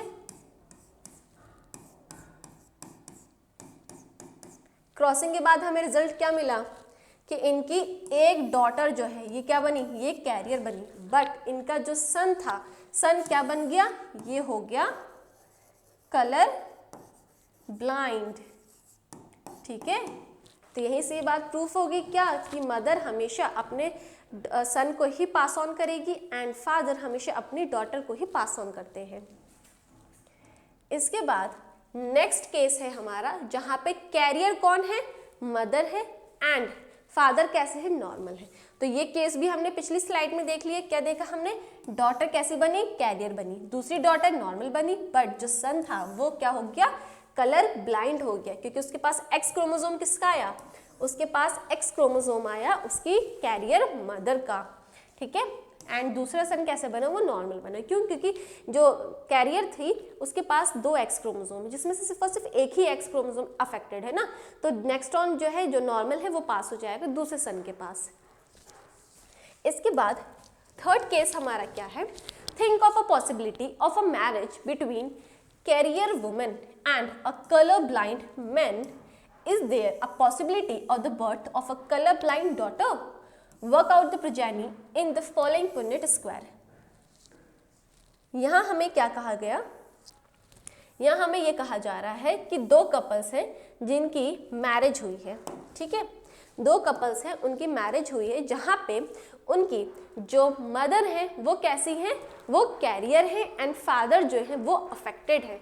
तो अब हमें पुनेट स्क्वायर में ये बताइए कि जो प्रोजेनीज होंगी उनका कॉम्बिनेशन क्या होगा, ठीक है। तो इसको हम एक क्लियर पेज में लेते हैं। ये हो गया पुनेट स्क्वायर, मदर कैसी बताई गई है, कैरियर बताई गई है, तो इट मीन्स उनका सिर्फ और सिर्फ एक ही एक्स क्रोमोसोम जो होगा उसके पास हीमोफीलिया, कलर ब्लाइंडनेस जो भी है उसका जीन प्रेजेंट है। नेक्स्ट फादर कैसे हैं, फादर बिल्कुल कलर ब्लाइंड है। सो अब हम इनके बीच में क्रॉसिंग ओवर करेंगे। क्रॉसिंग ओवर करने के बाद हमें क्या मिली, 4 पॉपुलेशंस मिली, 4 प्रोजेनीज मिली। 4 में से हम क्या देख पा रहे हैं, 2 डॉटर्स हैं, 2 सन हैं। यहाँ पे ये डॉटर बिल्कुल कैसी बन गई, ये बन गई कलर ब्लाइंड। क्यों, क्योंकि इनके पास एक कलर ब्लाइंड का जीन आया इनकी मदर से एंड एक कलर ब्लाइंड का जीन आया इनके फादर से। अब अगर दोनों ही रेसेसिव होमोलोगस जीन्स प्रेजेंट होंगे तो ये कलर ब्लाइंड बन जाएंगी। वहीं सन भी क्या हो गया, सन भी कलर ब्लाइंड बन गया। क्यों, क्योंकि इसके पास एक्स जीन, एक्स क्रोमोसोम किसका आया, एक्स क्रोमोसोम आ गया मदर कैरियर वाले का, ठीक है। अब यहाँ पे जो डॉटर है ये क्या बनी, ये अभी कैरियर बनी है। क्यों, क्योंकि इनके पास सिर्फ और सिर्फ एक ही एक्स क्रोमोसोम आया है फादर से, सो इसलिए अभी जो है ये हेटेरोजाइगस कंडीशन में है, तो ये अपने आप को जो है कलर ब्लाइंडनेस शो नहीं कर सकती। वहीं ये जो सन बना ये बिल्कुल नॉर्मल है, क्योंकि इसके पास मदर का नॉर्मल वाला एक्स क्रोमोसोम आया है एंड वाई क्रोमोसोम के ऊपर तो ऐसा कोई जीन ही नहीं है। तो ये हमारा कॉम्बिनेशन बन गया थर्ड केस में से। इसके बाद अब हम देखते हैं haemophilia. So haemophilia is a genetic disorder in which the sufferer homozygous recessive female and the recessive X bearing male are at the risk of bleeding to death because the blood fails to clot in them. Rare cases of hemophilic male do not occur, but practically none of the hemophilic females. यहाँ haemophilia के बारे में बताया जा रहा है कि haemophilia भी एक जेनेटिक डिसऑर्डर है। इस केस में क्या होता है कि अगर बॉडी में माइनर सा भी कट हो गया तो उसकी वजह से एक्सेसिव ब्लीडिंग होती है, क्योंकि हीमोफिलिक इंडिविजुअल के पास ब्लड क्लॉटिंग की प्रॉपर्टी उनकी बॉडी में नहीं देखने को मिलती, ठीक है। हीमोफीलिया क्या है, it is a rarer case of haemophilic male but practically none of haemophilic female. हमें हीमोफिलिक मेल्स तो दिख सकते हैं बट हमें हीमोफिलिक फीमेल्स नहीं दिखने को मिलती हैं, ठीक है। इसके बाद नेक्स्ट है मेंडल्स एक्सपेरिमेंट ऑफ इनहेरिटेंस। अब मेंडल ने जितने भी एक्सपेरिमेंट करे थे उन सभी को हम देखेंगे। So the basic principle of genetics were discovered for the first time by George John Mendel in the mid 19th century. सबसे पहले जो जेनेटिक पे एक्सपेरिमेंट या स्टडी करी थी वो जॉर्ज जॉन मेंडल ने करी थी मिड ऑफ 19th सेंचुरी।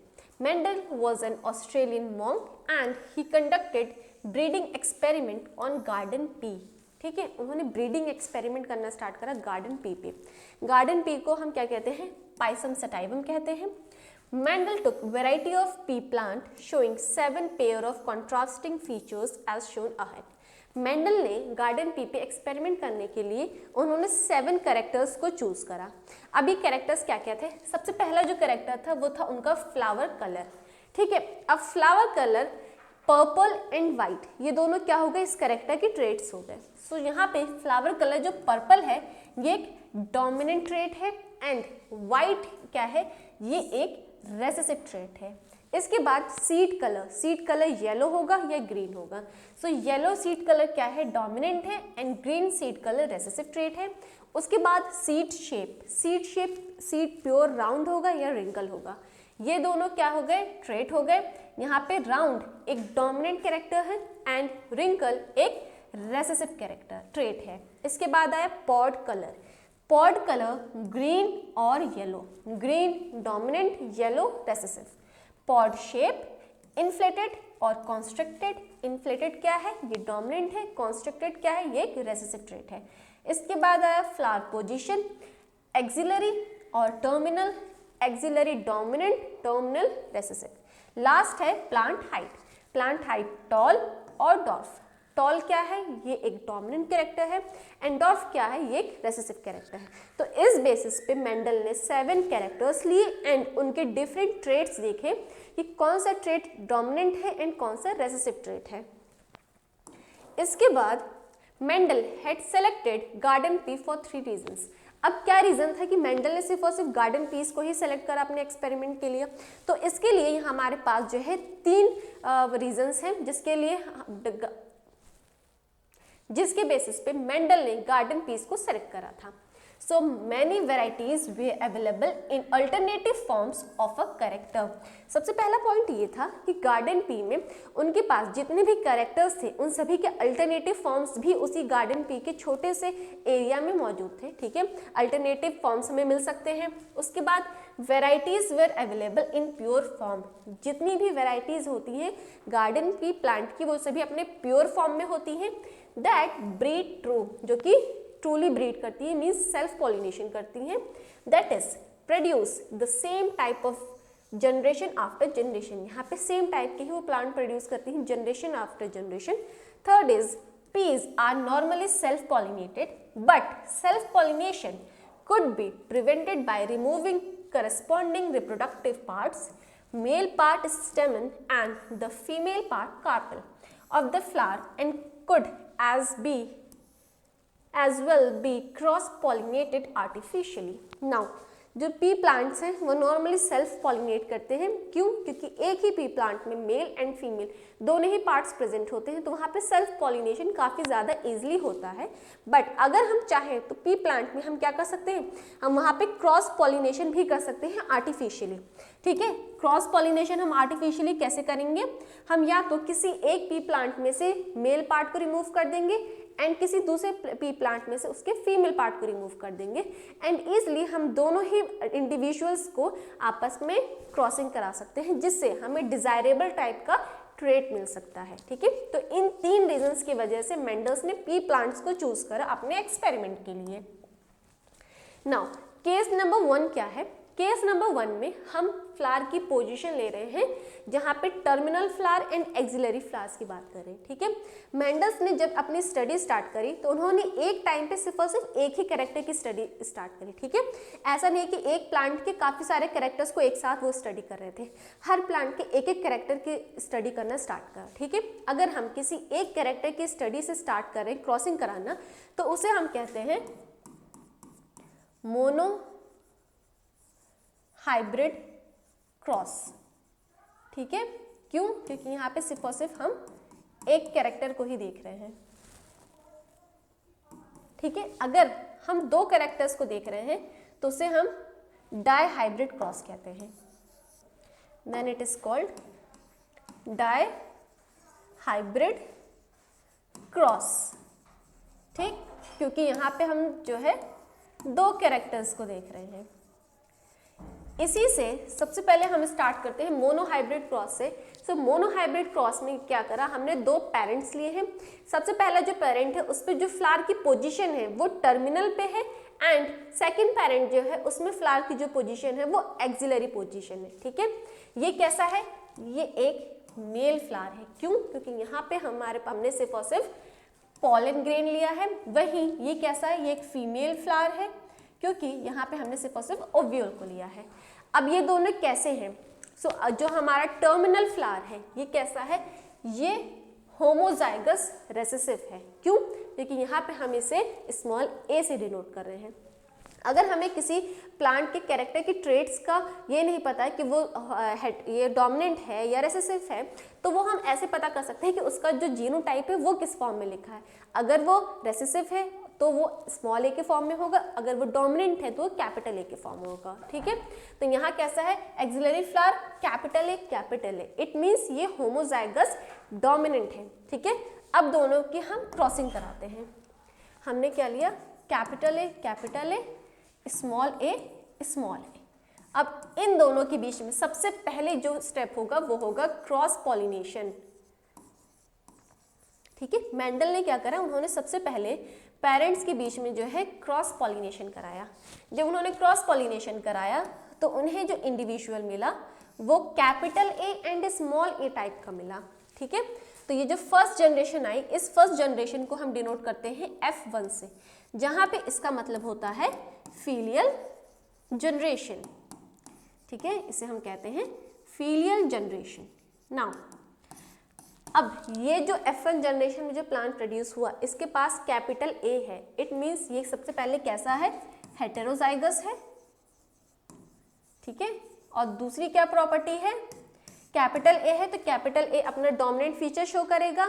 तो प्लांट कैसा होगा, प्लांट का जो फ्लावर होगा वो उसके एक्सिलरी पोजीशन पे होगा। ठीक है, कहां पे होगा, उसकी एक्सिलरी पोजीशन पे होगा। ठीक, अब सेकंड हम क्या करेंगे, जितने भी capital A and small a वाले जो प्लांट्स हैं, इन सभी को हम क्या कराएंगे, आपस में सेल्फ पॉलिनेशन। ठीक है, cross capital A small a। अब इन दोनों के बीच में हम होगा क्रॉस पॉलिनेशन। तो इसके लिए हम सबसे पहले क्या बना लेते हैं, एक पुन्नेट स्क्वायर बना लेते हैं। एक पेरेंट के गैमेट्स एक साइड में, दूसरे पेरेंट्स के गैमेट्स एक साइड में। ठीक है, अब दोनों के बीच में क्या हो रही है, क्रॉसिंग हो रही है। अब क्रॉसिंग के बाद मुझे क्या रिजल्ट मिला कि 4 प्रोजेनीज आई। 4 प्रोजेनीज में 3 प्रोजेनीज कैसी हैं, with axillary flower position. Axillary flower position है इनकी। क्यों? क्योंकि 3 में से, या ये कहें तीनों के पास कैपिटल A प्रेजेंट है, और कैपिटल A वैसे भी क्या डिनोट कर रहा है, अपनी डोमिनेंसी को शो कर रहा है। एंड एक प्रोजेनी हमें कैसी मिली, होमोजाइगस रेसेसिव मिली। ठीक है, तो ये कैसी हो जाएगी, ये हो जाएगी टर्मिनल फ्लावर पोजीशन। ठीक है, ये हो गई टर्मिनल फ्लावर पोजीशन। अब ये बताएं कि इसका जीनोटाइप एंड फिनोटाइप क्या होगा। इसका जीनोटाइप होगा जो इनके एलील्स की कॉम्बिनेशन है। ठीक है, capital A small a, capital A small a and small a। ये बन गया इसका जीनोटाइप। एंड इसी के साथ इसका फिनोटाइप क्या बनेगा, इसका फिनोटाइप बनेगा 3:1। इट मीन्स 3 कैसे हैं, एक्सिलरी पोजीशन वाले हैं, एंड 1 कैसा है, टर्मिनल पोजीशन वाला है। तो ये हमारा हो गया मेंडल का फर्स्ट केस। देखें, इसी तरीके से आया F2 जनरेशन हमारी क्या बनी, 3 एक्सिलरी 1 टर्मिनल। तो इसका फिनोटाइपिक रेशियो क्या हो गया, 3:1। अब इसके बाद देखते हैं सेकंड। सेकंड केस में क्या कह रहा है, सेकंड केस में मेंडल ने फिर एक मोनोहाइब्रिड क्रॉस कराया, जहां पे उन्होंने जो कैरेक्टर लिया है वो लिया है हाइट का। अब हाइट के कैरेक्टर के लिए हमारे पास 2 एलिल्स होंगे, एक होगा टॉल, एक होगा डॉर्फ। अगर टॉल है इट मीन्स ये कैसा है, ये एक डोमिनेंट कैरेक्टर है। अगर डॉर्फ है तो डॉर्फ कैसा है, वो एक रेसेसिव कैरेक्टर है। ठीक है, अब इन दोनों की जो है हमें क्रॉसिंग करानी है। इस क्रॉसिंग में हम सबसे पहले पेरेंट्स को लेते हैं। पेरेंट्स कैसे, हमारे homozygous dominant and homozygous recessive. ये हमारे पेरेंट्स हो गए। ठीक है, अब एक एक गैमेट्स हम ले लेते हैं इनसे।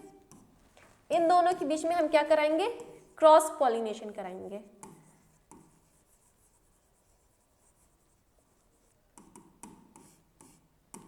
क्रॉस पॉलिनेशन कराया तो हमें F1 जनरेशन कैसी मिली, capital T and small t की मिली।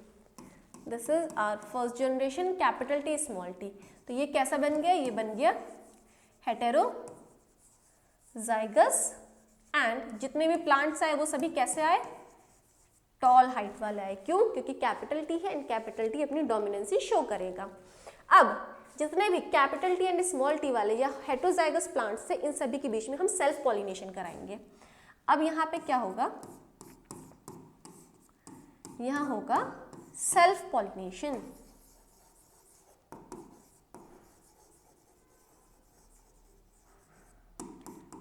सेल्फ पॉलिनेशन के बाद हमें क्या मिलेगी, हमें F2 जनरेशन मिलेगी। फिर से हम F2 जनरेशन को एक पुन्नेट स्क्वायर के थ्रू रिप्रेजेंट करेंगे। एक साइड एक पेरेंट के गैमेट्स, दूसरे साइड दूसरे पेरेंट्स के गैमेट्स। यहाँ फिर से हमने क्रॉसिंग स्टार्ट कर दी है। हमें यहाँ फिर से क्या मिली, 4 प्रोजेनीज मिली। अब 4 प्रोजेनीज का रेशियो हम निकालते हैं। तो यहाँ क्या हम देख रहे हैं, 3 टॉल हाइट वाले हैं, उसी के साथ एक कैसा आया, एक आया डॉर्फ हाइट वाला। ठीक है, तो मेरा फिनोटिपिक रेशियो क्या बना, 3:1 बना। ठीक है, अब हमें निकालना है अपना जीनोटिपिक रेशियो। ये फिनोटिपिक रेशियो तो वो था ना जो कि हमने अपनी आंख से देखा कि हाँ 3 प्लांट्स जो है उनकी हाइट ज़्यादा है और एक प्लांट की हाइट कम है। अब जीनोटिपिक रेशियो तो वो होगा जो कि इनके जीन्स का होगा। तो अब हम देखते हैं इनका जीनोटिपिक रेशियो।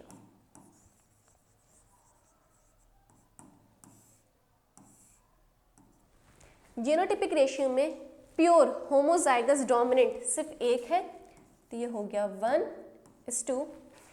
अब ये क्या है, capital T small t, capital T small t, ये है हेट्रोजाइगस। तो हेट्रोजाइगस कॉम्बिनेशन क्या है, 2 है एंड ये क्या है, स्मॉल t होमोजाइगस रेसेसिव। तो ये कितने हैं, सिर्फ और सिर्फ एक है। तो जीनोटिपिक रेशियो क्या बना, 1:2, 2:1। फिनोटिपिक रेशियो बना 3:1। इसके बाद नेक्स्ट है हमारा केस नंबर 3। केस नंबर 3 में क्या लिया गया है, केस नंबर 3 में हमने ये सीड के शेप्स लिए हैं, या तो राउंड या तो रिंकल। नाउ अब इसको भी हम देख लेते हैं, इसमें क्या कॉम्बिनेशन आएगा। हमारा डोमिनेंट कैसा है, होमोजाइगस राउंड है एंड रेसेसिव कैसा है, हेट्रोजाइगस होमोजाइगस रेसेसिव है। ठीक है, ये दोनों क्या हैं, सो ये दोनों पेरेंट्स हैं। अब दोनों पेरेंट्स में हमने एक एक गैमेट्स ले लिए। इन दोनों गैमेट्स के बीच में हमने क्या कराया, हमने इनमें कराया क्रॉस पॉलिनेशन। क्रॉस पॉलिनेशन के बाद यहाँ पे क्या बन गई, F1 generation, capital R small r। क्या है, ये F1 जनरेशन है एंड ये कैसा बना, हेटेरोजाइगस बना।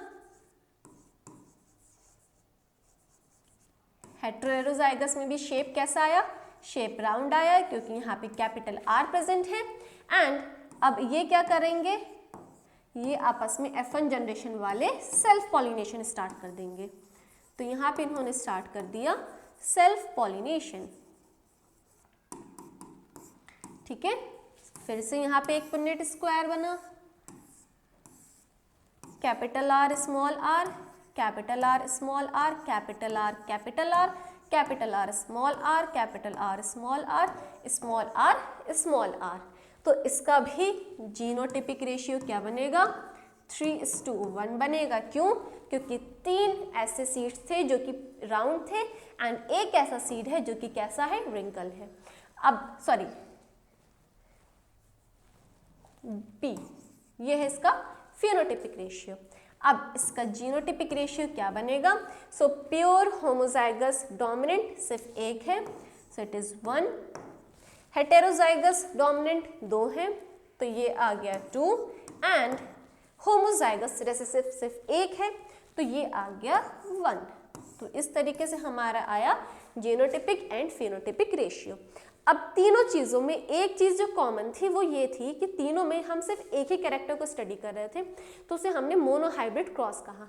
अब तीनों में कॉमन चीज़ ये थी कि तीनों के phenotypic and genotypic ratio same आए, बट कैरेक्टर्स हमने डिफरेंट देखे, बट स्टिल तीनों की जो रेशियोज थे वो सेम थे। इससे हमें ये पता चला कि मेंडल क्रॉस में मोनोहाइब्रिड क्रॉस जब भी करेंगे हम, तो हमारा फिनोटिपिक एंड जीनोटिपिक रेशियो हमेशा इक्वल आएगा, 3:1 एंड जीनोटिपिक रेशियो 1:2:1। अब इसके बाद हम आगे स्टडी करते हैं dihybrid cross in dihybrid ratios देखेंगे। डायहाइब्रिड क्रॉस कर रहे हैं, इट मीन्स यहाँ पे हम दो कैरेक्टर्स को देखेंगे। तो सबसे पहले Mendel tried several combinations. One such combination was the crossing of a variety with round and yellow seed with another variety having wrinkle and green seed. यहाँ मेंडल ने अब क्या करा है, दो कैरेक्टर्स की स्टडी करें। सबसे पहला कैरेक्टर लिया है उन्होंने seed shape round and seed shape wrinkled. Next उन्होंने लिया है सीड कलर येलो और ग्रीन।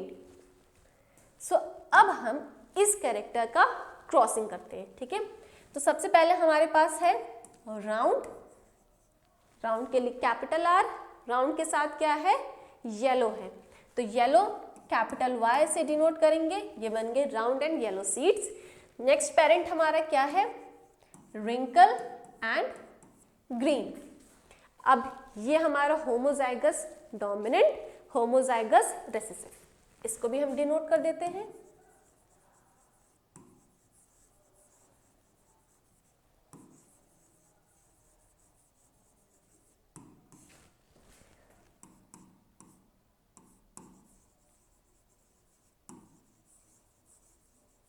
होमोजाइगस डोमिनेंट, ठीक है।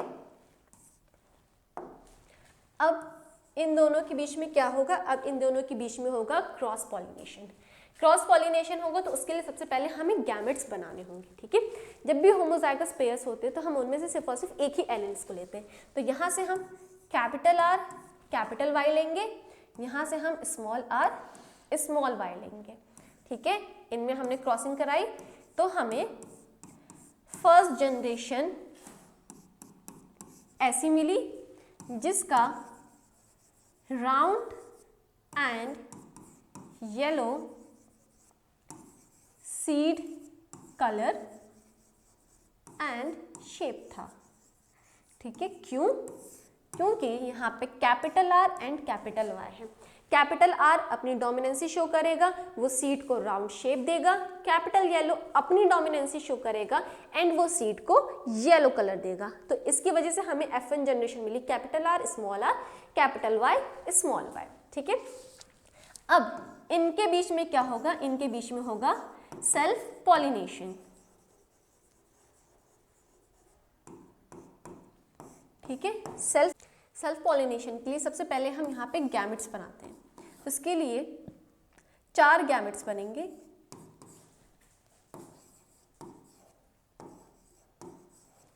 ठीक है।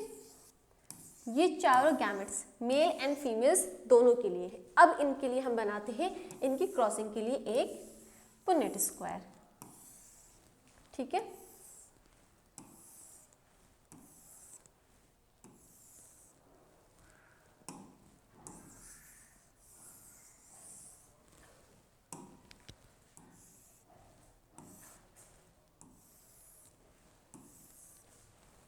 Capital R capital Y small are capital Y small R small y,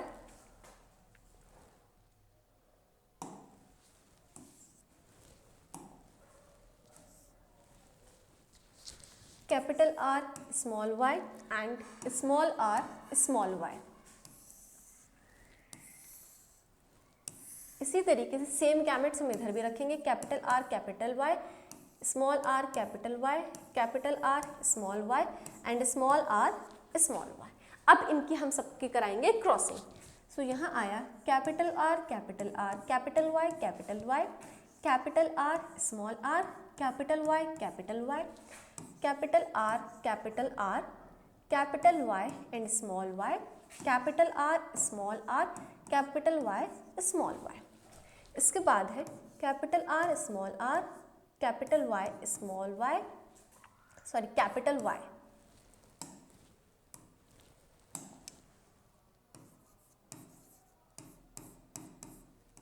इसके बाद है small are capital Y, small are capital Y small Y, small are capital Y small y.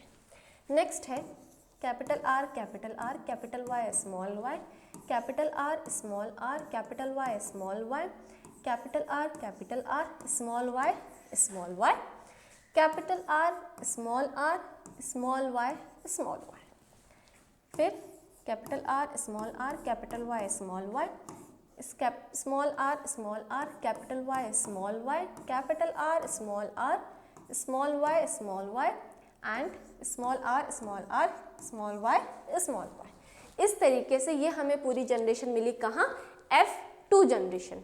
ठीक है, अब इस F2 जनरेशन का हमें फिनोटिपिक रेशियो निकालना है। ठीक है, सो फिनोटिपिक रेशियो इस F2 जनरेशन का क्या होगा,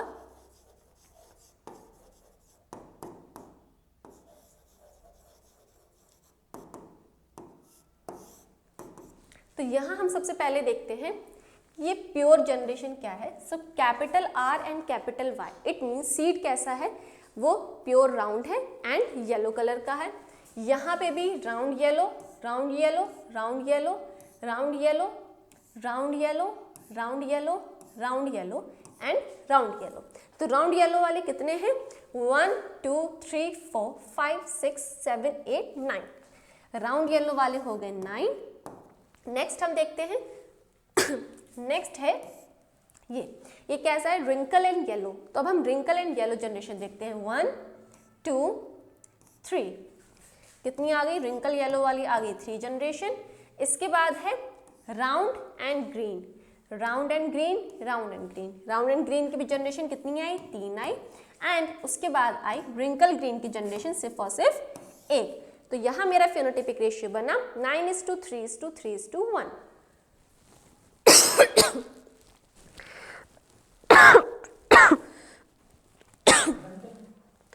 ठीक है, अब इसके बाद नेक्स्ट है Mendel's law of inheritance. Mendel ने 3 लॉज दिए थे। सबसे पहला उनका लॉ था law of dominance.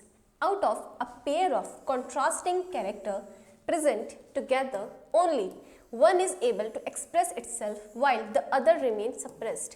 Law of dominance में मेंडल ने ये बताया कि अगर किसी जीन के हमारे पास 2 कॉन्ट्रास्टिंग पेयर्स प्रेजेंट होते हैं, ठीक है, तो उनमें से एक जो होता है वो काफ़ी ज़्यादा डोमिनेंट होता है एंड वो दूसरे पेयर के एक्शन को क्या कर देगा, सप्रेस कर देगा, एक्शन को सप्रेस कर देता है। ठीक है, इसी को हम क्या कहते हैं, लॉ ऑफ डोमिनेंस कहते हैं। The one that expresses is the dominant character, वो कैरेक्टर जो अपने आप को एक्सप्रेस कर पा रहा है उसे हम डोमिनेंट कैरेक्टर कहते हैं। And the one unexpressed is the recessive character, the one which remain unexpressed, अपने आप को एक्सप्रेस नहीं कर पाया, इसे हमने रेसेसिव कहा। The recessive character can express only when the pair consist of both recessive. अब अगर रेसेसिव पेयर को अपने आप को एक्सप्रेस करना है तो इसके लिए कंडीशन ये है कि ये हमेशा होमोजाइगस रेसेसिव कंडीशन में ही प्रेजेंट होना चाहिए।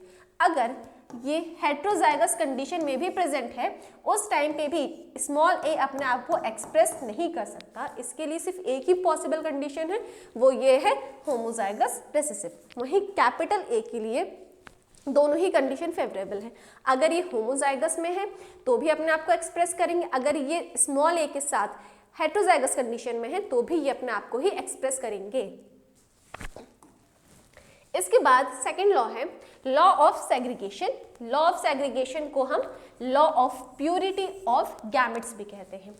The 2 members of a pair of factors separate during the formation of gametes।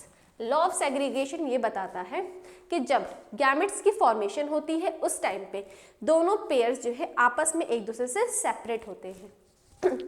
जैसे capital A and small a, ये एक फैक्टर है, ठीक है। अब इस फैक्टर को गैमेट्स बनाने हैं, गैमेट्स फॉर्मेशन करनी है। उस टाइम पे कैपिटल ए सेपरेट होके एक गैमेट बनाएगा एंड स्मॉल ए सेपरेट होके एक गैमेट बनाएगा। ठीक है, यहाँ पे दोनों ही गैमेट्स जो बनते हैं वो एक फैक्टर से सेपरेट होके ही बनते हैं। They do not blend but segregate or separate into different gametes। यहाँ पे ये जो फैक्टर है ये कभी भी क्या ब्लेंड नहीं होता, ये कभी भी ब्लेंड नहीं होता, ये हमेशा क्या होता है सेग्रीगेट या सेपरेट होते हैं एक दूसरे से, ताकि वो क्या कर सके, दो डिफरेंट गैमेट्स बना सके। The gametes combine together by random fusion at the time of zygote formation. Now ये जो गैमेट्स हैं ये आगे चल के क्या कर सकते हैं, एक दूसरे से रिफ्यूज हो सकते हैं, रैंडमली रिफ्यूज हो सकते हैं for the formation of zygote.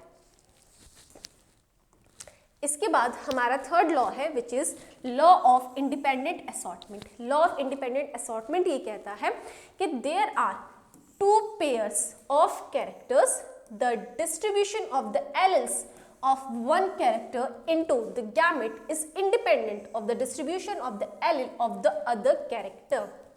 अब अगर हमें लॉ ऑफ इंडिपेंडेंट असॉर्टमेंट समझना है तो इसके लिए हमें डायहाइब्रिड क्रॉस देखना पड़ेगा।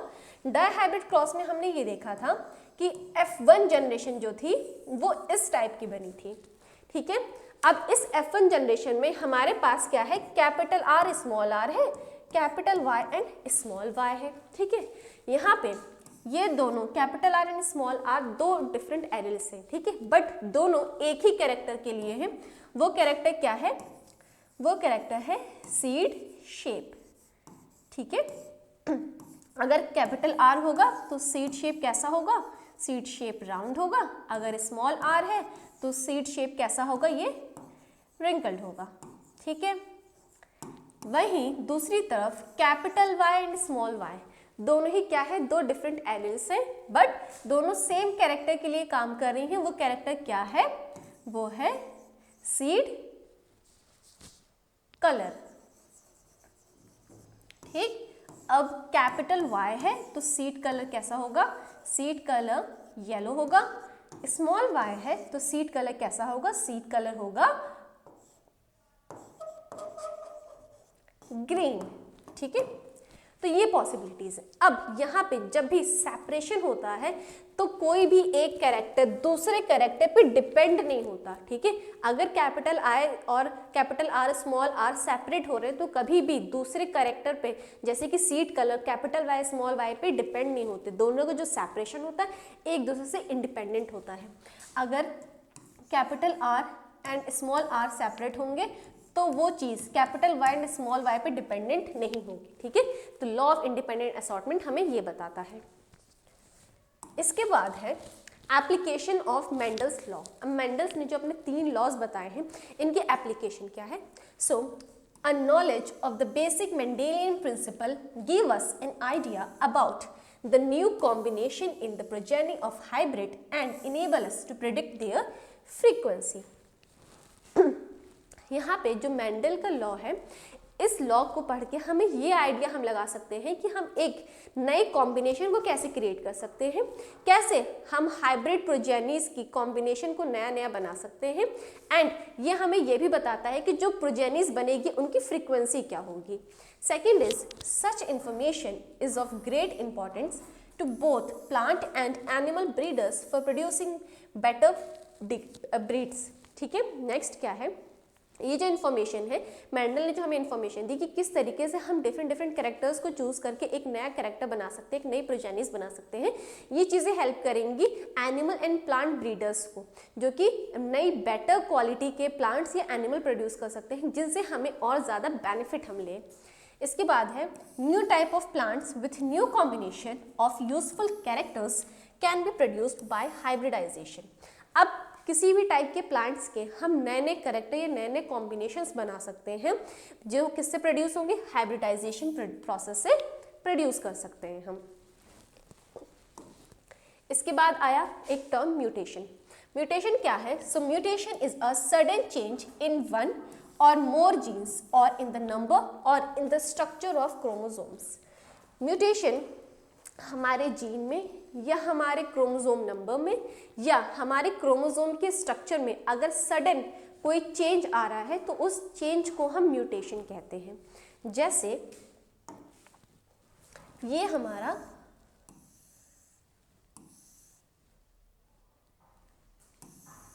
डीएनए है,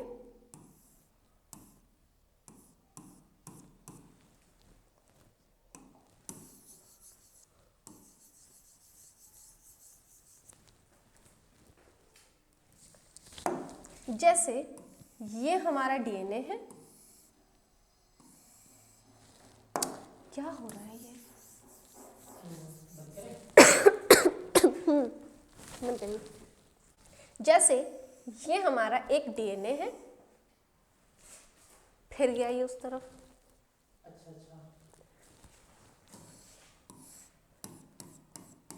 अब हम एक डबल स्ट्रैंडेड डीएनए लेते हैं, ठीक है।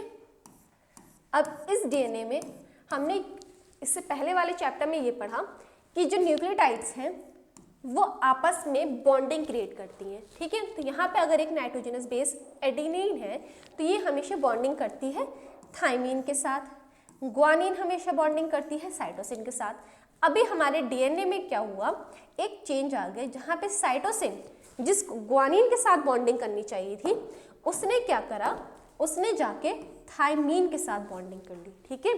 या हमारे एडेनिन और ग्वानिन की बॉन्डिंग हो गई। तो इस तरीके से नाइट्रोजनस बेसेस के बीच में जो चेंजेस आते हैं, ठीक है, या उनकी जो बॉन्डिंग में जो चेंज होता है सडनली, इस टाइप के चेंज को हम क्या कहते हैं, इसे हम म्यूटेशन कहते हैं, ठीक है। अगर हमारे बॉडी में ह्यूमंस में हमें पता है हमारे पास 23 पेयर ऑफ क्रोमोसोम्स हैं, ठीक है। अब अगर किसी इंडिविजुअल में ऐसा हो जाए कि उनके पास 22 पेयर ऑफ क्रोमोसोम्स हैं, ठीक है, या उनके पास क्या हुआ 22 प्लस 2 पेयर ऑफ क्रोमोसोम्स और आ गए, या सिर्फ और सिर्फ हमारे पास 20 क्रोमोसोम्स हैं, मतलब क्रोमोसोम नंबर में चेंजिंग हो रही है। 23 क्रोमोसोम को छोड़ के या एक दो नंबर ज़्यादा हो गए, एक दो नंबर कम हो गए। अगर इस तरीके का कोई चेंज आ रहा है क्रोमोसोम नंबर में तो वो भी क्या कहलाएगा, म्यूटेशन कहलाएगा। या क्रोमोसोम की शेप में कोई चेंज आ रहा है, ठीक है, शेप जो है क्रोमोसोम का वो ही चेंज हो गया, तो उसकी वजह से भी म्यूटेशन हो सकता है। नाउ म्यूटेशन ये एक नेचुरली भी हो सकता है और हम आर्टिफिशियली भी म्यूटेशन करा सकते हैं। तो इसमें है मेरे पास दो एग्जांपल्स। सबसे पहला है sickle cell anaemia is a blood disease caused by a gene mutation. Sickle cell anaemia एक ब्लड डिजीज है जो कि जीन म्यूटेशन की वजह से हो रहा है। इट मीन्स हमारे जीन में कोई म्यूटेशन हो गया, जीन में कोई चेंजेस आ गए। The mutation causes change in the DNA resulting in the production of sickle-shaped RBCs। अब हमारा वो जीन जो कि RBC को उसका अपना कॉन्केव शेप दे रहा था, अब वो जीन में जो है कुछ चेंजेस आ गए, उसके न्यूक्लियोटाइड्स में चेंज आ गए या उसके नाइट्रोजनस बेसिस में चेंज आ गया। उसकी वजह से अब जो RBCs का जो शेप था वो उसने अपना शेप लूज करके एक सिकल शेप का जो है शेप एक्वायर कर लिया, ठीक है। तो उसकी वजह से क्या हो सकता है, सिकल सेल एनीमिया हो सकता है। नेक्स्ट हम देख रहे हैं radio active radiation. Sickle cell anaemia जो है ये एक नेचुरल म्यूटेशन है, ठीक है, ये हमने खुद से बॉडी में इनकॉर्पोरेट नहीं करा, ये बॉडी में बाय चांस हो गया जिसकी वजह से सिकल सेल एनीमिया हुआ। रेडियो एक्टिव रेडिएशन क्या है, ये एक आर्टिफिशियल म्यूटेशन है। इसमें क्या हो रहा है, also alter the gene structure and their effect can be seen generation after generation. Radio active radiation में जो हमारा जीन का स्ट्रक्चर जो है वो चेंज हो जाता है, ठीक है। एंड ये जो जीन का स्ट्रक्चर चेंज हुआ ये जनरेशन आफ्टर जनरेशन हम जो है और इंडिविजुअल्स में देख सकते हैं। And atomic explosion which had occurred during world war II in 1945 in Japan, Hiroshima Nagasaki had lead to a number of deformities in the body of plants and animals which are still persisting। ये बात हो रही है 1945 की, जब Japan में second world war हुआ था हिरोशिमा नागासाकी में।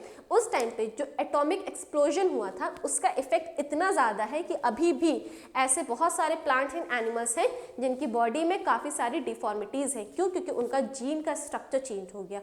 जीन का स्ट्रक्चर चेंज हो गया तो ये चीज़ जनरेशन आफ्टर जनरेशन चलती आ रही। ये क्या हुआ? एक म्यूटेशन हुआ। ठीक है, तो यहीं पे हमारा ये पूरा चैप्टर कंप्लीट होता है। आई होप आपको जेनेटिक्स पूरी तरीके से समझ में आई हो। इसमें जो मेन फोकस हमें रखना है वो हमें क्रॉसेस पे रखना है। ठीक है, कि कौन सा क्रॉस हम किस तरीके से करेंगे तो हमारी जो फिनोटाइप है, जीनोटाइप्स, वो बिल्कुल सही रेशियो में आएंगे। आई होप आपको ये पूरा चैप्टर समझ में आया हो। अगर वीडियो अच्छी लगी हो तो प्लीज़ इसे लाइक करिएगा, चैनल को सब्सक्राइब करिएगा। Thank you.